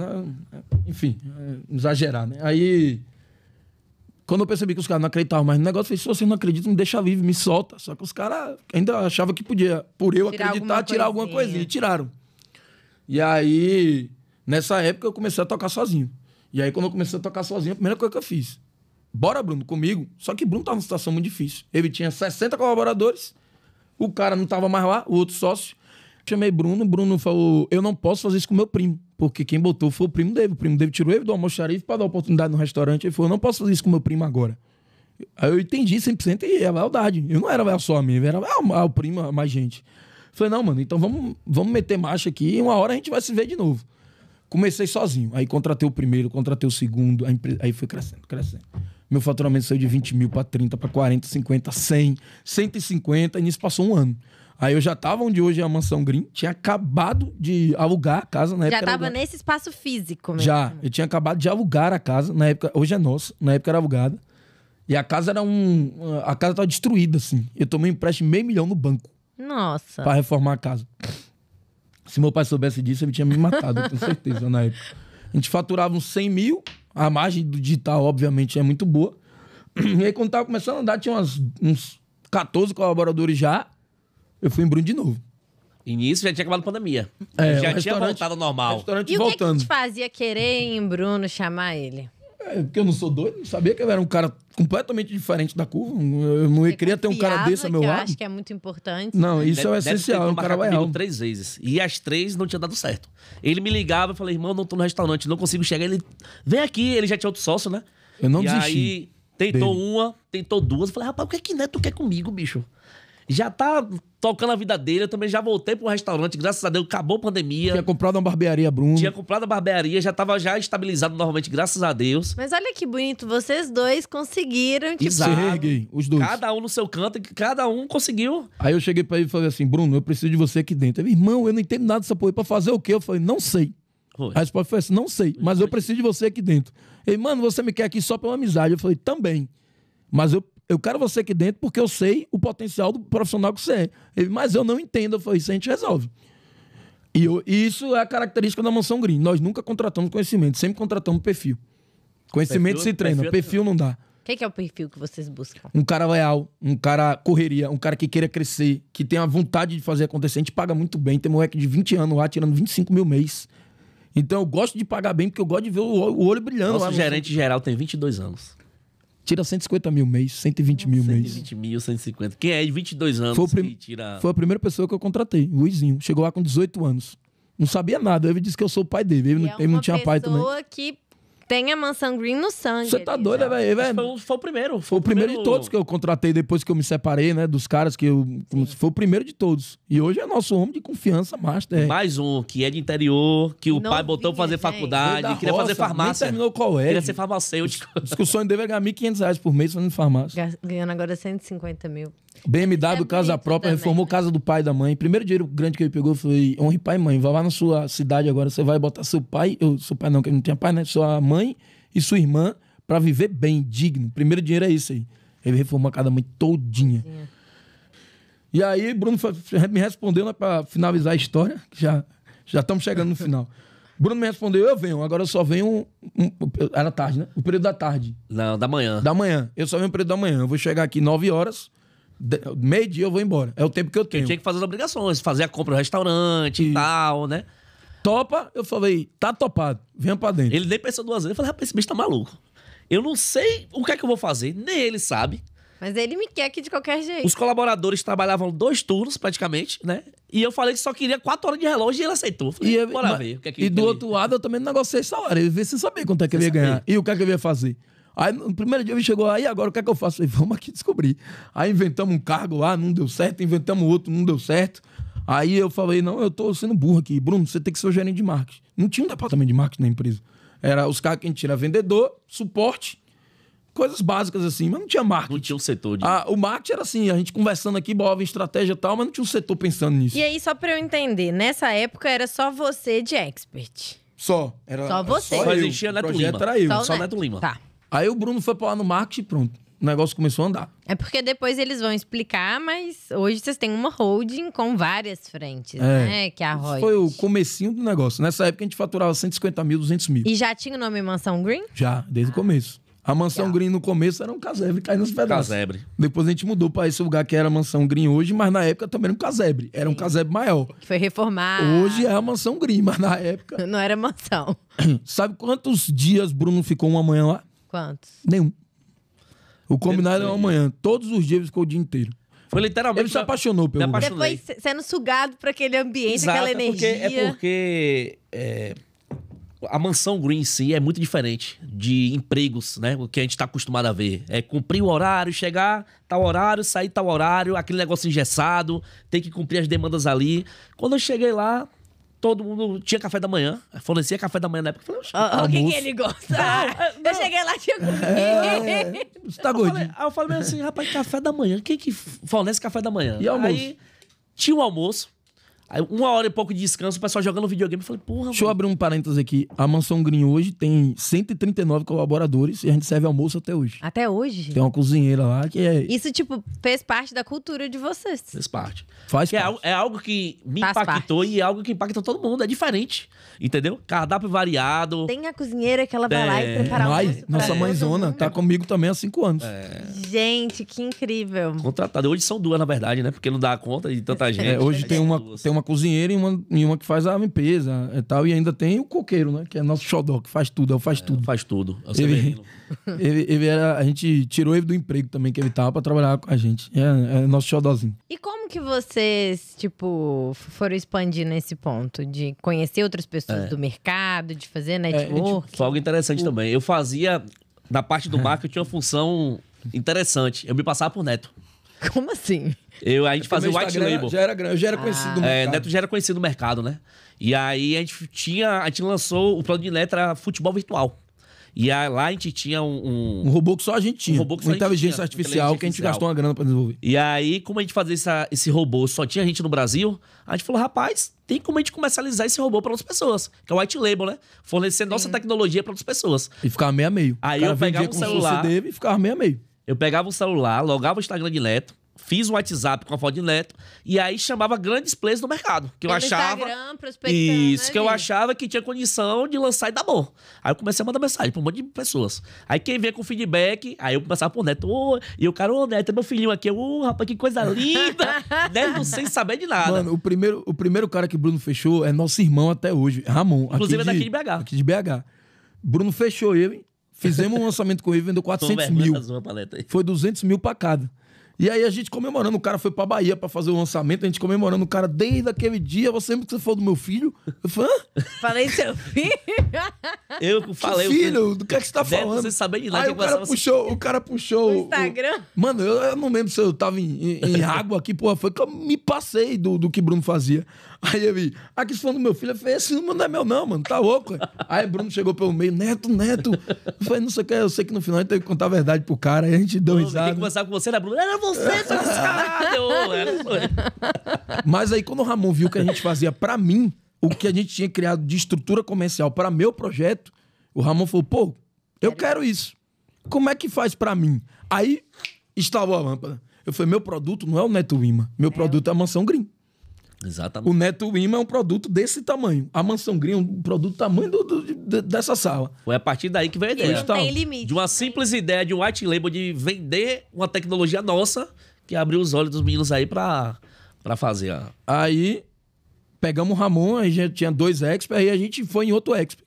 Eu acho que o legal disso é porque o mercado tava mudando ao longo do tempo, né? Tá. Então vocês estavam descobrindo o seu produto, seu Exato. mercado, onde que tinha oportunidade. E tinha muita gente que entrava como eu entrei, fazia um lançamento e depois morria. Porque não tinha gestão, profissionalização. Eu acho que uma outra coisa é a capacidade de adaptabilidade. Porque no mercado que tá mudando, crescendo, você tem que se adaptar muito rápido. Verdade. E pela experiência que vocês tiveram, até de quebrar, voltar, fazer Exato. outras coisas, tudo isso gera E caro. lá a gente era muito organizado. O projeto do Neto Lima, quem vê, quem olha o Expo, pensa que é só o cara e o celular gravando. Não sabe que por trás tem uma equipe de marketing, que tem vendedor, que tem um líder de projeto, que tem um Cadastro. suporte, entendeu? E a gente era muito organizado. Eram 12 pessoas, só que cada um tinha a sua função bem definida, entendeu? E a partir daí a gente falou, velho, vamos replicar isso agora para outras pessoas. Aí tinha 12, quando o Ramon entrou, a gente contratou mais 6, que era a equipe do Ramon, e deu muito certo. A gente começou a faturar, metade era nosso. Aí ficou 2 projetos, Foi, Neto porra, Lima e Ramon Martins. Aí a gente faturava 200 mil mês, subiu pra 300. Eu falei, pô, então vamos achar mais um. Aí Bruno Bruno chamou Vai um cara... pro Instagram. Não, Bruno foi pro Instagram, achou um cara, o cara falou, eu já tenho uma equipe que presta serviço. Na época, a gente achava que a gente era os únicos do Brasil que fazia. Aí descobriu que tinha outra. Aí, aí eu comecei a conversar com um dos sócios da outra, a gente se deu muito bem, foi amadurecendo a ideia de fusão. A gente conseguiu concluir os termos, fundiu. Pra onde vai? BH. Tinha 19 colaboradores na empresa. E eu cheguei assim e falei, galera, vamos para BH. E eu quero levar todos vocês. Quem topa se mudar de cidade? 17 toparam. Todo mundo.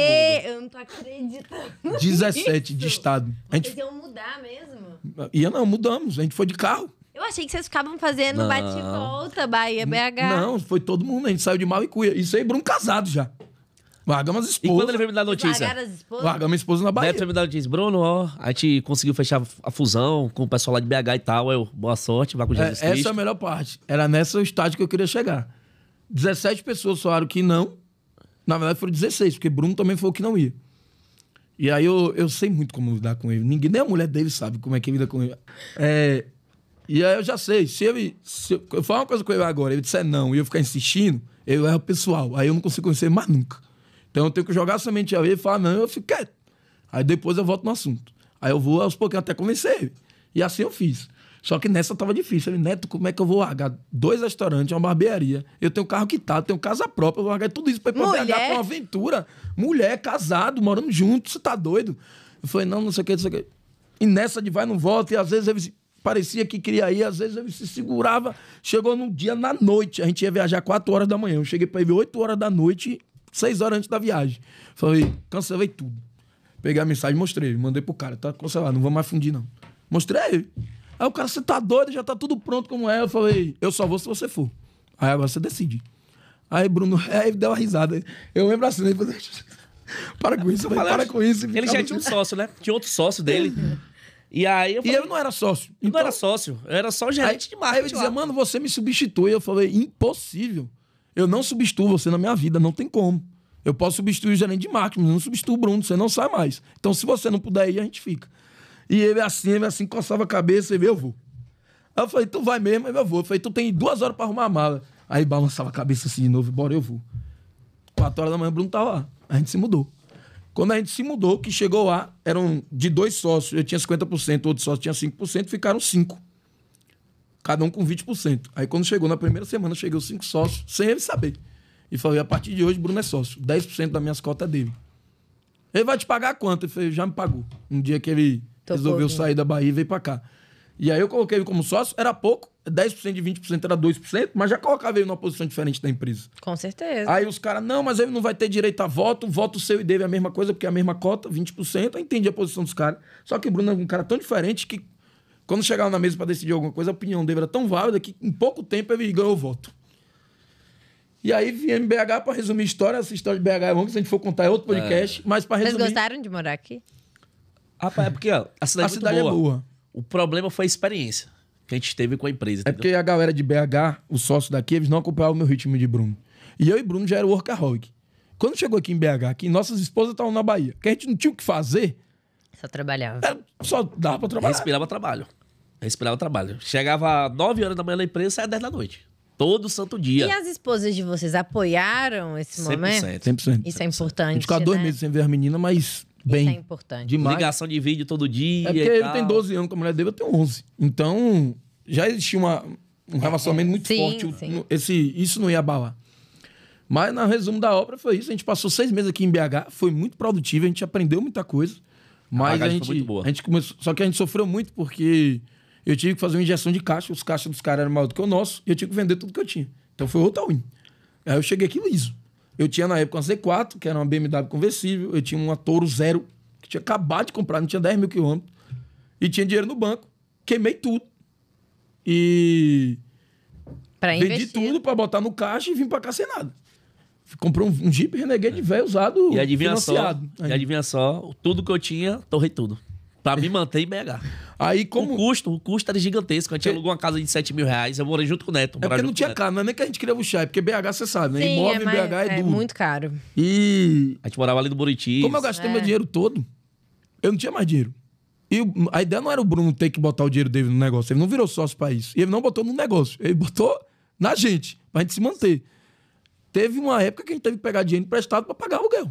Que a gente Olha não isso, tinha... que loucura. E a empresa faturando. Só que a divisão de lucro, na verdade, era o prolabore, era muito baixo. Os caras repartiam muito pouco. Porque reinvestia muito também, né, no Na negócio. verdade, eles queriam deixar muito caixa na empresa. Na verdade, eles eles não cultura lá tinham... de deixar caixa. Eles não conseguiam fazer cálculo direito. E aí teve um mês que a gente faturou 4,8 milhões nessa Vocês nova falaram. empresa. A gente faturava 200 mil, faturamos 4,8 milhões. Só que o que acontece? Desses 4,8 milhões, eu e Bruno trouxemos 2 projetos novos para a empresa. Os projetos que nós administrávamos, eu e Bruno sozinhos, gerou 4,3 milhões. Dos 4,8. Os outros 4 sócios juntos geraram meio milhão. Mas você falou, ai. Um dos sócios gerou menos 200 mil. O projeto que um dos sócios tocava gerou negativo 200 mil. No fim do mês, esse sócio ganhou mais que Bruno. Um projeto de tráfego direto que ele estava testando já há 4 meses, esses 4 meses tomando prejuízo. Porque ele tinha 20%, eu tinha 18%, Bruno tinha 2%. Entendi. Então ele ganhou mais do que a gente. Eu olhei pra cara de Bruno e falei, a gente botou 4 milhões e meio aqui dentro. Pra tirar menos E o cara que botou, o cara que perdeu o dinheiro da empresa, ele tá ganhando mais do que a gente. E não era por dinheiro. Eu e Bruno nunca ligamos pra dinheiro. Nunca, assim, acho que a Era gente por se dá tão bem. realização profissional, Era por injustiça. crescimento. A gente, ao mesmo tempo que a gente é muito leal, também a gente é muito justo. É a coisa que a gente mais fala lá dentro da empresa. A gente é muito justo. Muito justo. A gente dá aumento lá por menino do escritório sem conversar antes. Aqui tá, teu salário agora é esse. Por quê? Porque você tá trabalhando mais do que como fizemos um acordo. Nós fizemos um acordo para você ganhar 5 mil, hoje você trabalha para ganhar 6. Então agora a gente tá te pagando 6. Ninguém pede aumento lá. A gente é justo. Quando a gente vê que o cara tá merecendo. Inclusive, isso aconteceu ontem. A gente deu aumento a 3 pessoas ontem. A gente foi dar um feedback de comportamento e tal. Opa, Né? Como 3 gerir a equipe, supervisores. acabou dando aumento.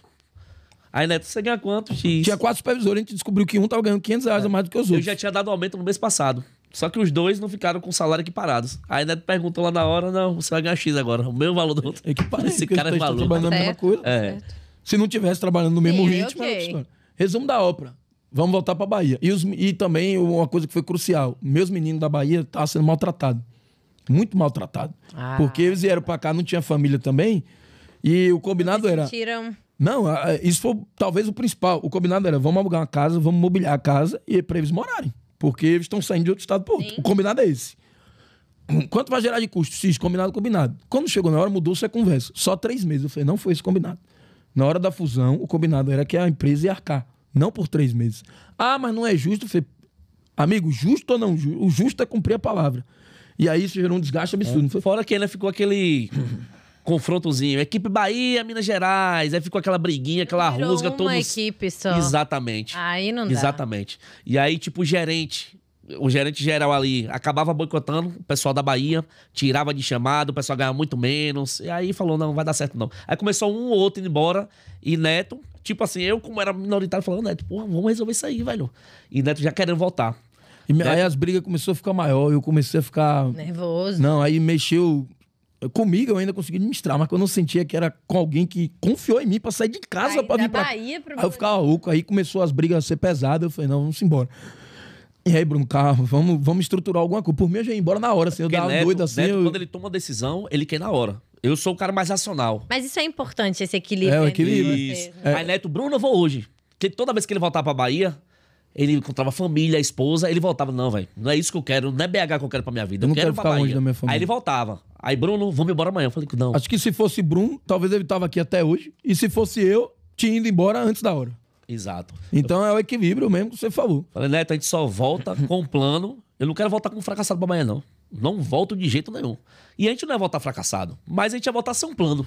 Ia parecer que a gente veio e não deu certo. Exato. Sim. E não Entendeu? foi Eu o que queria aconteceu. passar essa impressão, principalmente pra galera. A gente Até era... porque vocês estavam Exato. Tava crescendo, tava tava voando. voando. A gente já era muito conhecido na cidade, né? E Então... resumo da ópera. Na hora de voltar pra Bahia, a gente tinha 5 influenciadores. Eu era um deles, tinha outros 4. Que a gente administrava a carreira. E aí era ativo da empresa. Então, eu vendi minha parte por mixaria, assim, porque eu queria voltar. Eu vendi minha parte por menos do que tinha no caixa da minha Isso parte. que eu ia perguntar, se é por conta do caixa que você teve que colocar, né? Vender o carro. Não, se fosse dividir o dinheiro que tinha em caixa, eu teria ganhado mais do que o que eu vendi minha parte. Só que eu não queria brigar por dinheiro, eu queria Sai. resolver minha resolver a vida. situação. Falei, Bruno, bora, a gente começa com o meu projeto de novo, depois a gente monta tudo. Isso foi em setembro do ano passado. Isso tem um ano. Foi em agosto. Agosto do ano passado. Nós deixamos a estrutura toda aqui da empresa, que a empresa tinha investido muito em escritório. Essa empresa tinha 100 e poucos colaboradores, que era meu sonho. Realizei meu sonho. Bem localizado, era na Mário Werneck. Olha a empresa. só. E a gente voltou com os que foram pra Bahia. Era 19, ficou 18. Que um voltou antes e pegou o rumo dele e voltamos 18. O sócio que Neto também veio pra cá, Ficou. quis ficar aqui. Foi o mesmo caso do de lá, que ficou com os outros sócios. O daqui também ficou. E aí voltou eu e Bruno. Eu falei, Bruno, a partir de agora é meio-meio. Aí ele não queria. Ele, não é justo, você começou a parar sozinho. Eu falei, não quero saber, irmão, não tô nem aí pra isso, vamos trabalhar. Voltamos. No que voltamos, aí veio a grata surpresa. O maior influenciador que a gente tem na agência, na época era o Camilo Joga 10, que é um dos maiores do mercado, top 3, assim, é um cara gigantesco. E foi o cara que a gente levou pra agência, e que era muito próximo da gente. Quando a gente foi embora, que a gente anunciou pra ele, não, eu vou com vocês. Eu falei, mas você não pode, você tem um contrato. Era $500 mil de rescisão. Ele pagou do bolso. Não acredito. Pergunta a Bruno. Foi, eu vou com vocês. Eu falei, eu não tenho como me pagar esse $500 mil. Eu tô me pedindo. Eu vou com vocês. Eu falei, mas você vai pagar $500 mil do Fechou bolso. Com vocês, vocês que fazem vocês que lidam comigo todo santo dia, eu só vou pra onde vocês forem. Aí é uma prova de que a lealdade gera lealdade. Cabra A gente homem. nem tem escritório na Bahia ainda, não importa. Caminho morre BNB. Eu nem sei se eu consigo dar conta do seu projeto agora. Uma hora você dá, não tô com pressa não. E foi com a gente. Rapaz, Tá com a gente até hoje. Eu e Neto Claro. não sabiam que se chorava de alegria, porque era o nosso... Desesperado. Era o nosso Não, maior ativo, é um cara que vendia $1 milhão mês. A gente achou que a gente ia voltar pra faturar 100 mil e do nada a gente agora tinha 1 milhão e 100 mil. Voltamos e a gente tinha perdido a Mansão Green, que foi o escritório que eu peguei o dinheiro. Aí eu fiz um plano, eu falei, vou fazer um plano aqui pra pegar a Mansão Green. A Mansão Green já tinha sido passada pra outra pessoa que trabalhava no digital também. Aí eu comecei com o cara, eu não queria também atrapalhar o cara. Falei, só tem um jeito de pegar a Mansão Green, se a gente comprar. Mas como é que compra se a gente não tem R$1 no bolso? Aí eu fiz um plano, eu falei, seu Júlio, bota no contrato aí, seu Júlio é o dono da casa. Eu falei, bota no contrato, em 1 ano eu compro a casa. Se eu não comprar em 1 ano a casa, você triplica meu aluguel e eu fico mais 3 anos. Se eu assino um contrato de 3 anos, eu ganho com Você triplo. assinou o contrato com esses termos? Com esses termos. Cara, é muito louco. O contrato, o contrato foi assinado dia 19 de outubro. A gente comprou a casa dia 10 de outubro de 2024. 9 dias antes do contrato expirar. Mas eu tenho certeza que ele não ia ter acionado. Que ele é um cara... Ele teria dado mais tempo. Mas pra gente foi uma aprovação. Honrar. Você colocou aquele objetivo. Foi um objetivo. Um plano. E aí conseguimos a casa de volta do jeitinho que tava, que era nosso sonho, porque aqui ali consolidou que a gente voltou pra casa. Eu falava com o Neto, é a cereja do bolo. A gente conseguiu a mansão de volta. E vocês acham que foi importante o tempo que vocês passaram em Belo Horizonte? Ah, foi demais. A gente aprendeu pra mim mesmo, principalmente resiliência, né? Amadureci muito como ser humano, como profissional, porque você largar tudo. Eu era empreendedor. Eu era meu próprio chefe e vim pra cá pra ser empregado, isso dói. Não é questão assim de falar, porra, humildade. Não é. É porque eu que mandava no meu dia, eu que fazia meu dia. Já tinha passado de fase. Já tinha passado de fase. E eu dei 10 passos pra trás. Neto vendeu tudo, deu um all-in novamente, acreditando em um sonho, né? Que era o sonho dele. E acabou sendo meu sonho também. E quando o Neto falou, velho, vamos voltar pra Bahia, eu falei, irmão, agora vamos cair pra dentro. E agora, se eu já me dedicava 100%, vai ser 200%. E a gente começou no Airbnb, num bairro bem fuleirinho lá na cidade. A galera que a gente trouxe pra cá, voltou tudo com a gente com gás. Eu tenho até uma foto aqui a gente almoçando. A gente deu 3 carros de presente. 3 carros para as 3 pessoas que não largaram nossa mão. Largaram. Que continuaram. Em 5 meses. Em 5 meses de empresa. No primeiro dinheiro que a gente tirou. Hoje, resumo da obra. Hoje a gente tem 139 colaboradores. A gente fatura, você sabe melhor do que ninguém, múltiplos 7 dígitos todos os meses. E os caras que, quando a gente saiu, ficou com 100 e poucos, hoje tem 8. Eles têm 8 colaboradores? 8 colaboradores. Foi o caminho inverso, né? Caminho inverso. Lembrando que hoje, essa plaquinha aqui que significa 10 milhões, né? É uma das nossas operações. A gente hoje trabalha com a parte do iGame também.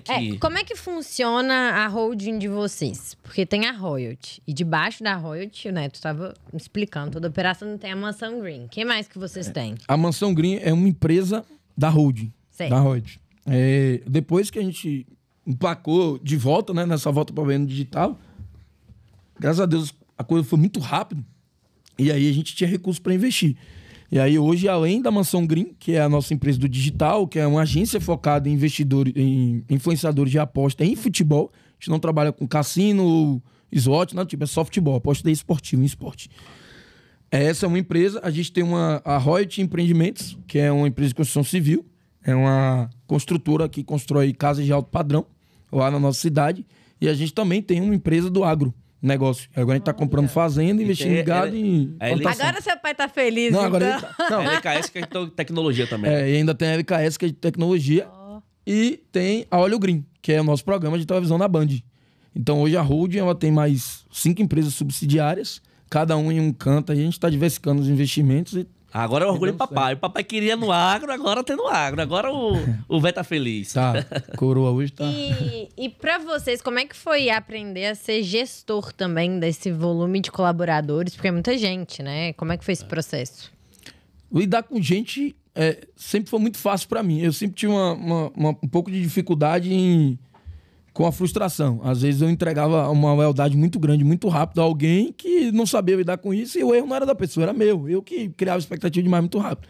Então, uma vez que eu fui amadurecendo nesse sentido, as coisas foram fluindo mais rápido e principalmente o Bruno. O Bruno me ajudou muito nisso. Então, como o Bruno muito falou, eu sou muito imediatista e isso é 80% bom, porque quando a gente tem uma ideia, eu boto para funcionar muito rápido. Muito rápido. E isso, inclusive, foi citado nessa semana por um dos nossos influenciadores, um nosso sócio, como um dos pontos positivos da empresa.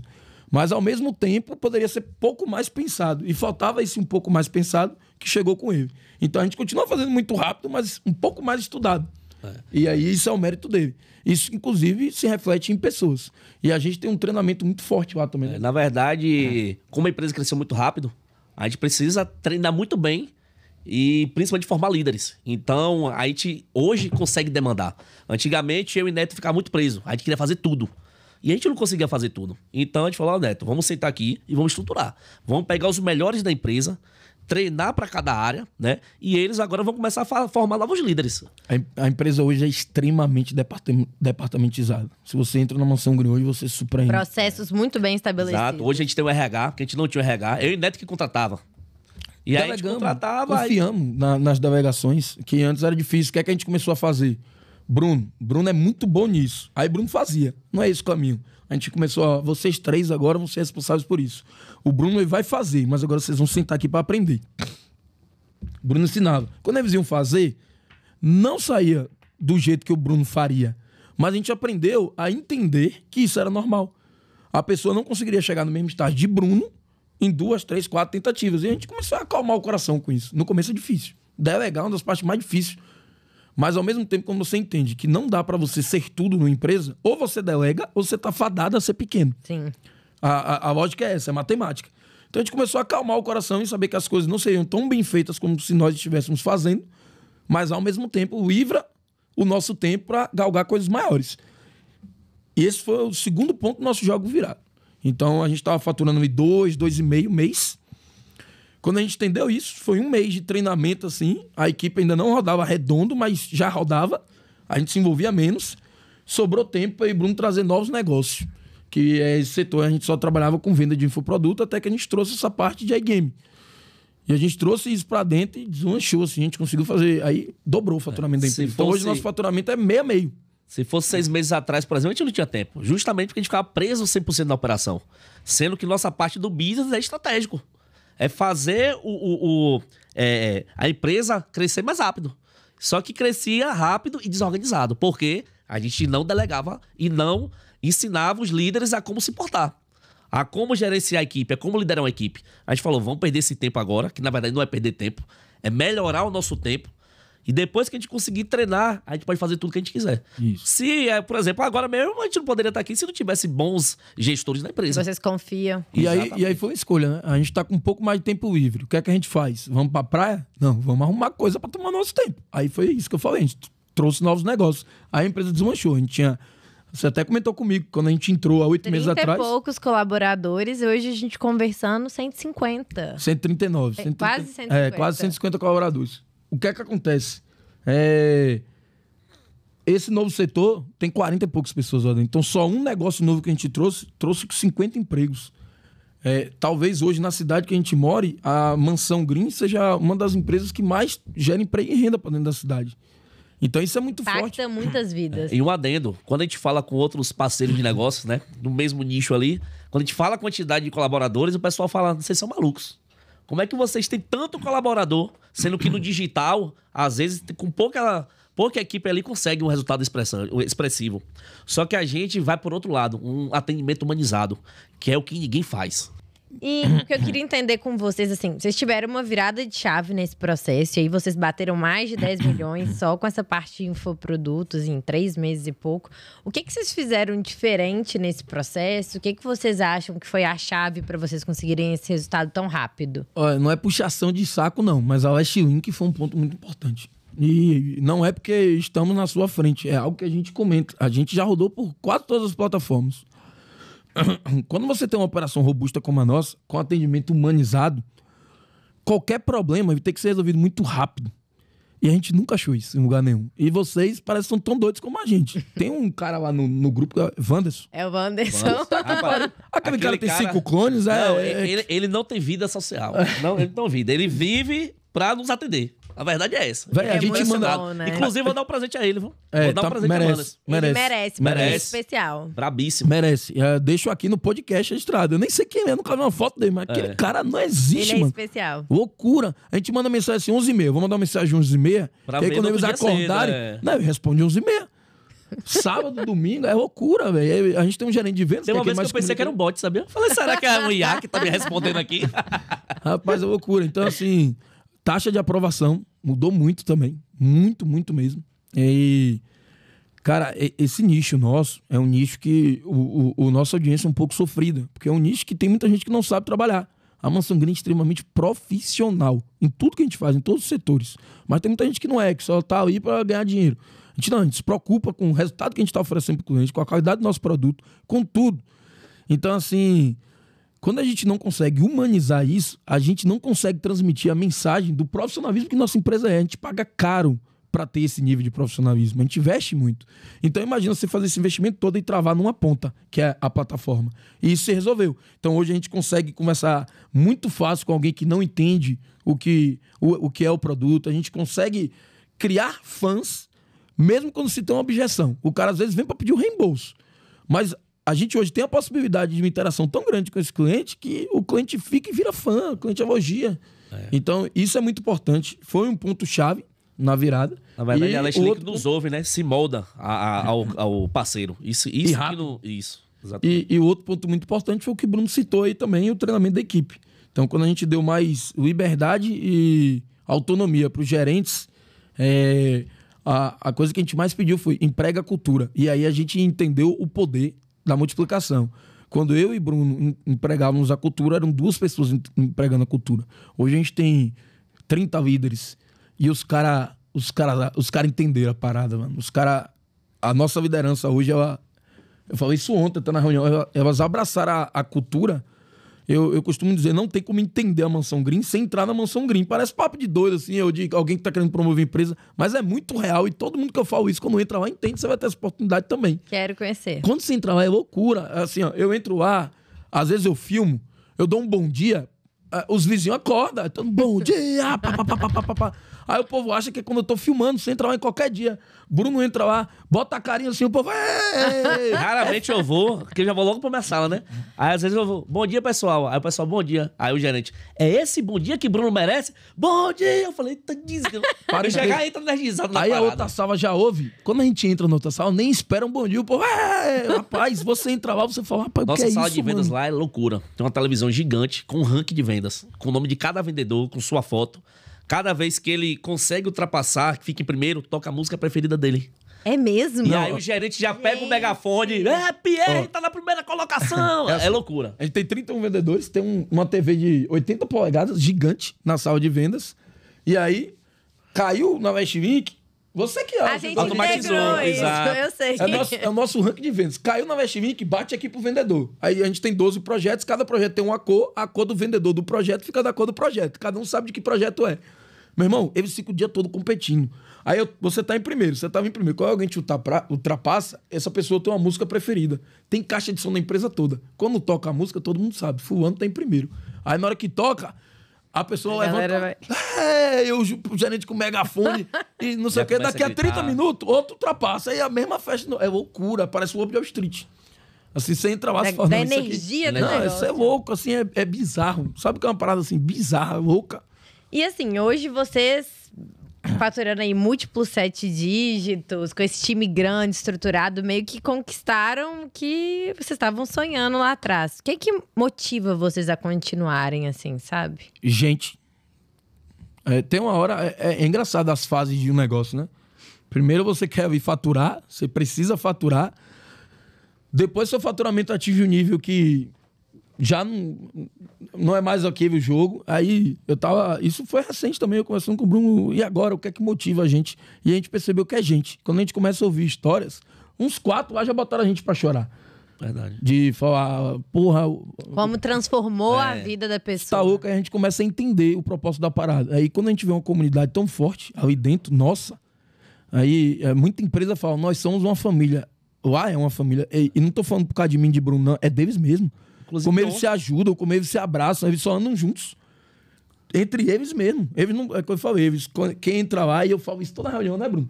Quem entra lá se afasta das outras amizades, porque não casa mais. Aí. Você entra ali num nível de Intensidade, propósito de vida. De propósito, de querer vencer, de torcer por alguém que às vezes antes você ia talvez até invejar.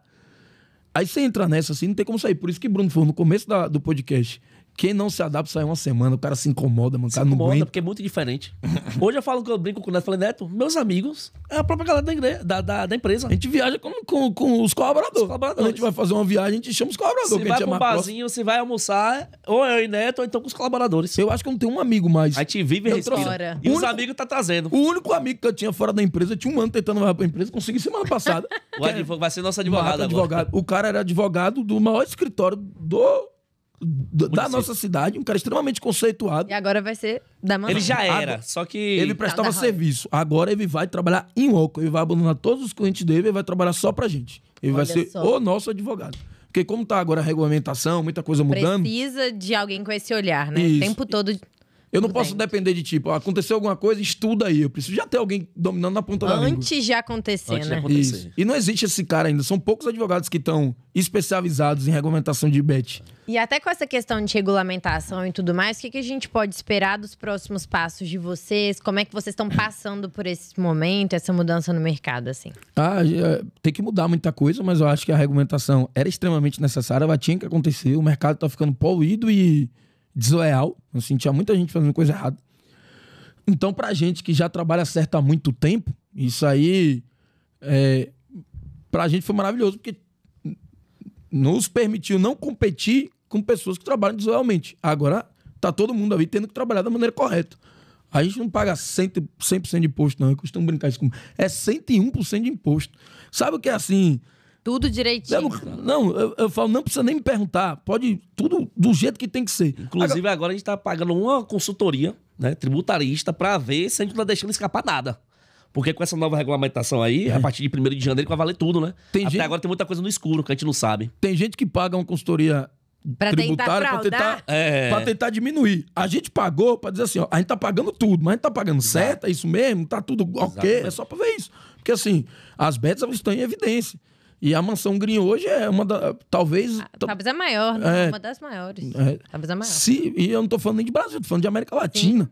Então, com certeza, é Vocês vitrine. estão em evidência, vitrine. né? Como empresa. Então, assim, a gente tá muito tranquilo quanto a isso, porque, graças a Deus, a gente sempre foi muito correto, desde o começo. Ainda quando tinha pouco, a gente fazia tudo que tinha que fazer da maneira mais correta possível. Mas o que a gente precisa entender para continuar fazendo certo. Então, por isso, trazer um advogado, porque agora tem pequenos encalços. Então, por exemplo, para fazer uma publicidade agora, você tem que colocar o alerta que é proibido para publicidade. menor de 18 anos, que é uma publicidade, jogue com responsabilidade. Então, esses termos, eles precisam estar claros para o nosso time. A nossa Cada agência influenciador na sua agência precisa também estar... tá com isso.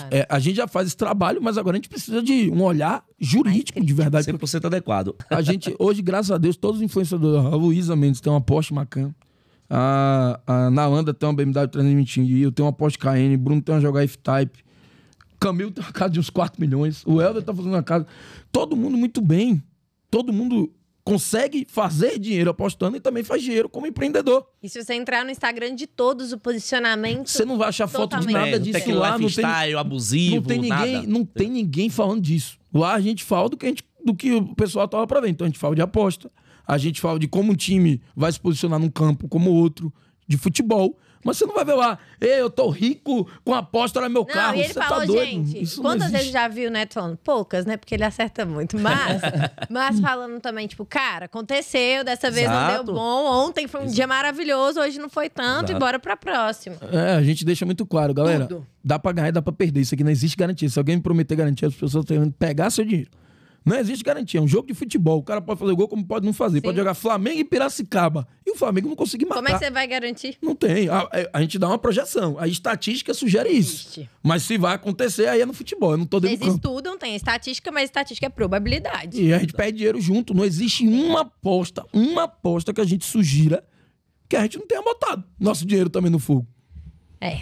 Gente, estamos falando aqui até. Eu queria continuar falando, mas O papo é bom, estamos né? quase chegando ao fim. Passou E rápido. Pra encerrar, eu queria que vocês dessem uma dica, assim, também. Porque eu vejo que muita gente quer entrar no mercado, não só de apostas, mas no digital como um todo, ou empreender, e às vezes passam pelas mesmas coisas que vocês viveram, sabe? De ter medo, de achar que já tem gente demais fazendo isso, ou de ter alguém dentro de casa que não incentiva. O que vocês dariam, assim, de dica, de conselho pra essas pessoas?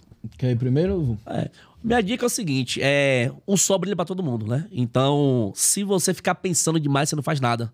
Então, essa tatuagem que tem aqui de all-in é o que significa nossas vidas. Se você não der um all-in, não startar, você não vai se fazer nada em sua vida, né?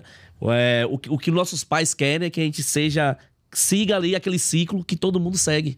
É você estudar, fazer a faculdade e dali acabou, né? Então, a gente arriscou sempre. Todo mundo, todos os grandes empreendedores, todos os grandes bilionários aí já quebraram 1, 2, 3, 4, 5 vezes, né? A gente é prova viva disso, que a gente já quebrou 3, 4 vezes, Neto até já quebrou mais. E se não fosse Precisava. as tentativas e os erros, aprender com o erro, com certeza a gente não estaríamos aqui. Então, minha dica é essa, arrisca, tenta. Nada começa perfeito. Você só precisa começar, startar a parada. Olha só. Começar. Começar. A minha dica é basicamente na mesma linha, mas é uma coisa que eu aprendi muito cedo. Você até me fez essa pergunta. Como você conseguiu se blindar o tempo todo pra todo mundo vir dizendo que eu não ia conseguir? Muito novinho, por mais imaturo que fosse, na maioria das coisas, uma maturidade muito forte eu tinha. Eu sempre entendi que eu era a única pessoa que ia colher os resultados das coisas que eu fazia. Então, alguém me mandava fazer alguma coisa, mas se eu fizesse, o resultado não ia impactar, né? Ia impactar em mim. Então, eu sempre preferi fazer do meu jeito, porque se eu errasse, eu pelo menos ia saber que eu errei tentando fazer alguma coisa que eu queria, não tentando agradar outra pessoa. E se eu acertasse, eu ia estar satisfeito com aquilo. Então, a dica que eu deixo é o seguinte: entenda muito bem de onde está vindo o conselho e se blinde para conselhos que não vão na linha. Ah, Neto, não é pra ouvir ninguém, não. Você vai ouvir muita gente. Eu ouvi muitos conselhos durante a minha vida. Mas você tem que pensar algumas até coisas. de quem você se espelha, né? A Onde primeira que essa coisa. pessoa tá, né? Nunca aceite um conselho de alguém que não chegou onde você quer chegar. Isso aí. E eu não tô falando... Muita gente fala isso no quesito... Não aceite um conselho de... Só aceite um conselho de quem seja rico. Não é isso. Pode ser uma pessoa até que financeiramente não seja um exemplo. De o cara valores, né? Exatamente. Mas uma pessoa que, no aspecto que ela tá te dando conselho, ela é uma referência. Então, às vezes, alguém vai te dar um conselho de família e a família daquela pessoa bem estruturada, ela sabe do que ela tá falando. Então, você precisa ter esse filtro. Um cara que não prosperou financeiramente, não tem como dar um conselho de negócio. Um cara que não prosperou no casamento, não tem como dar conselho de relacionamento. Então, você tem que filtrar de onde você ouve conselho. E tem que entender também que, por mais que as pessoas te amem e que queiram seu bem acima até do delas, como o caso de pai e mãe, por exemplo, elas nem sempre vão entender. Então, abrir mão do que você quer fazer para fazer o que outra pessoa quer fazer, ainda que seja pai e mãe, vai te trazer uma frustração no futuro. Eu não sei o como infeliz eu seria se eu não fosse, até hoje. se eu não fizesse o que eu faço hoje. Então eu briguei pelo meu sonho e hoje a recompensa é que eu vivo uma vida que poucos seres humanos talvez tiveram o privilégio de viver. Eu não tô falando de dinheiro, eu tô falando de amor, assim, de não sentir que eu trabalho, de me sentir tão bem todos os dias. Minha vida Todo dia que eu levanto da cama, a primeira coisa que eu penso, caralho, que vida épica que eu tô vivendo. Você sente prazer em trabalhar? Não é nem prazer, assim, é tesão. Assim, é inexplicável. Você não sente assim da mesma Verdade. forma? Eu sinto que todo dia eu tô fazendo o que eu mais gosto da minha vida. Acordo sem pensar assim, tô indo trabalhar. Porque trabalhar fica uma palavra muito forte. Trabalhar, fala assim, é como se estivesse fazendo algo que você não gosta, forçado. Vocês não ficam esperando um final de semana Exato. que vai estar... É algo prazeroso. Pra mim é algo prazeroso. O final de semana me deixa triste que eu não tô na mansão. Quando eu abro a porta, que eu entro naquele lugar, parece que dá um... Cheguei. Eu me sinto em casa. Vou fazer assim. a parada acontecer. É loucura. Que loucura. Mas isso só acontece porque é o que a gente quer fazer. Se eu tivesse ali sendo obrigado a fazer algo que eu não queria, imagina essa vida, bicho. 5 dias na semana fazendo algo, ou sei, né? Tá essa polêmica agora dos 6 mil. Agora, lembrando, tudo isso só é perfeito e bom porque tem um cara foda. Então, eu acho que a sociedade hoje em dia é um casamento, né? É um casamento. Escolher muito bem quem você tá do lado. Muito bem. É tanto que eu já tive vários sócios, ele também já teve vários sócios. E hoje eu falo que hoje é o casamento perfeito. Eu tenho minha esposa, que é um casamento, e aqui é meu segundo casamento, que graças a Deus não tenho o que reclamar. É nega, como a gente chama na Bahia. Eu tenho minha esposa e é minha nega. Ele é minha nega. Então, um entender o outro, principalmente entender o ser humano, que eu acho que é o principal. Se eu não entendesse o ser humano neto, a sociedade hoje não teria dado tão certo. Aprender a se calar. É difícil. Muitas vezes eu quero brigar com ele porque eu não concordo, mas eu aprendo a me calar porque eu sei que não é o momento. É igual um casamento. Muito. Ah, não. Respeito absurdo. Dos dois, que tem pro outro. Então, eu acho que são esses conselhos.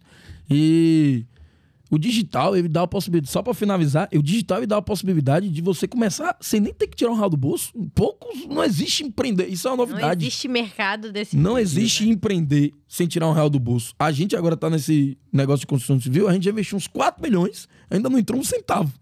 Um centavo. Tá? As casas estão sendo construídas ainda pra não sei quando vender. Imagina, você tem a possibilidade de começar um negócio sem botar um centavo do seu bolso.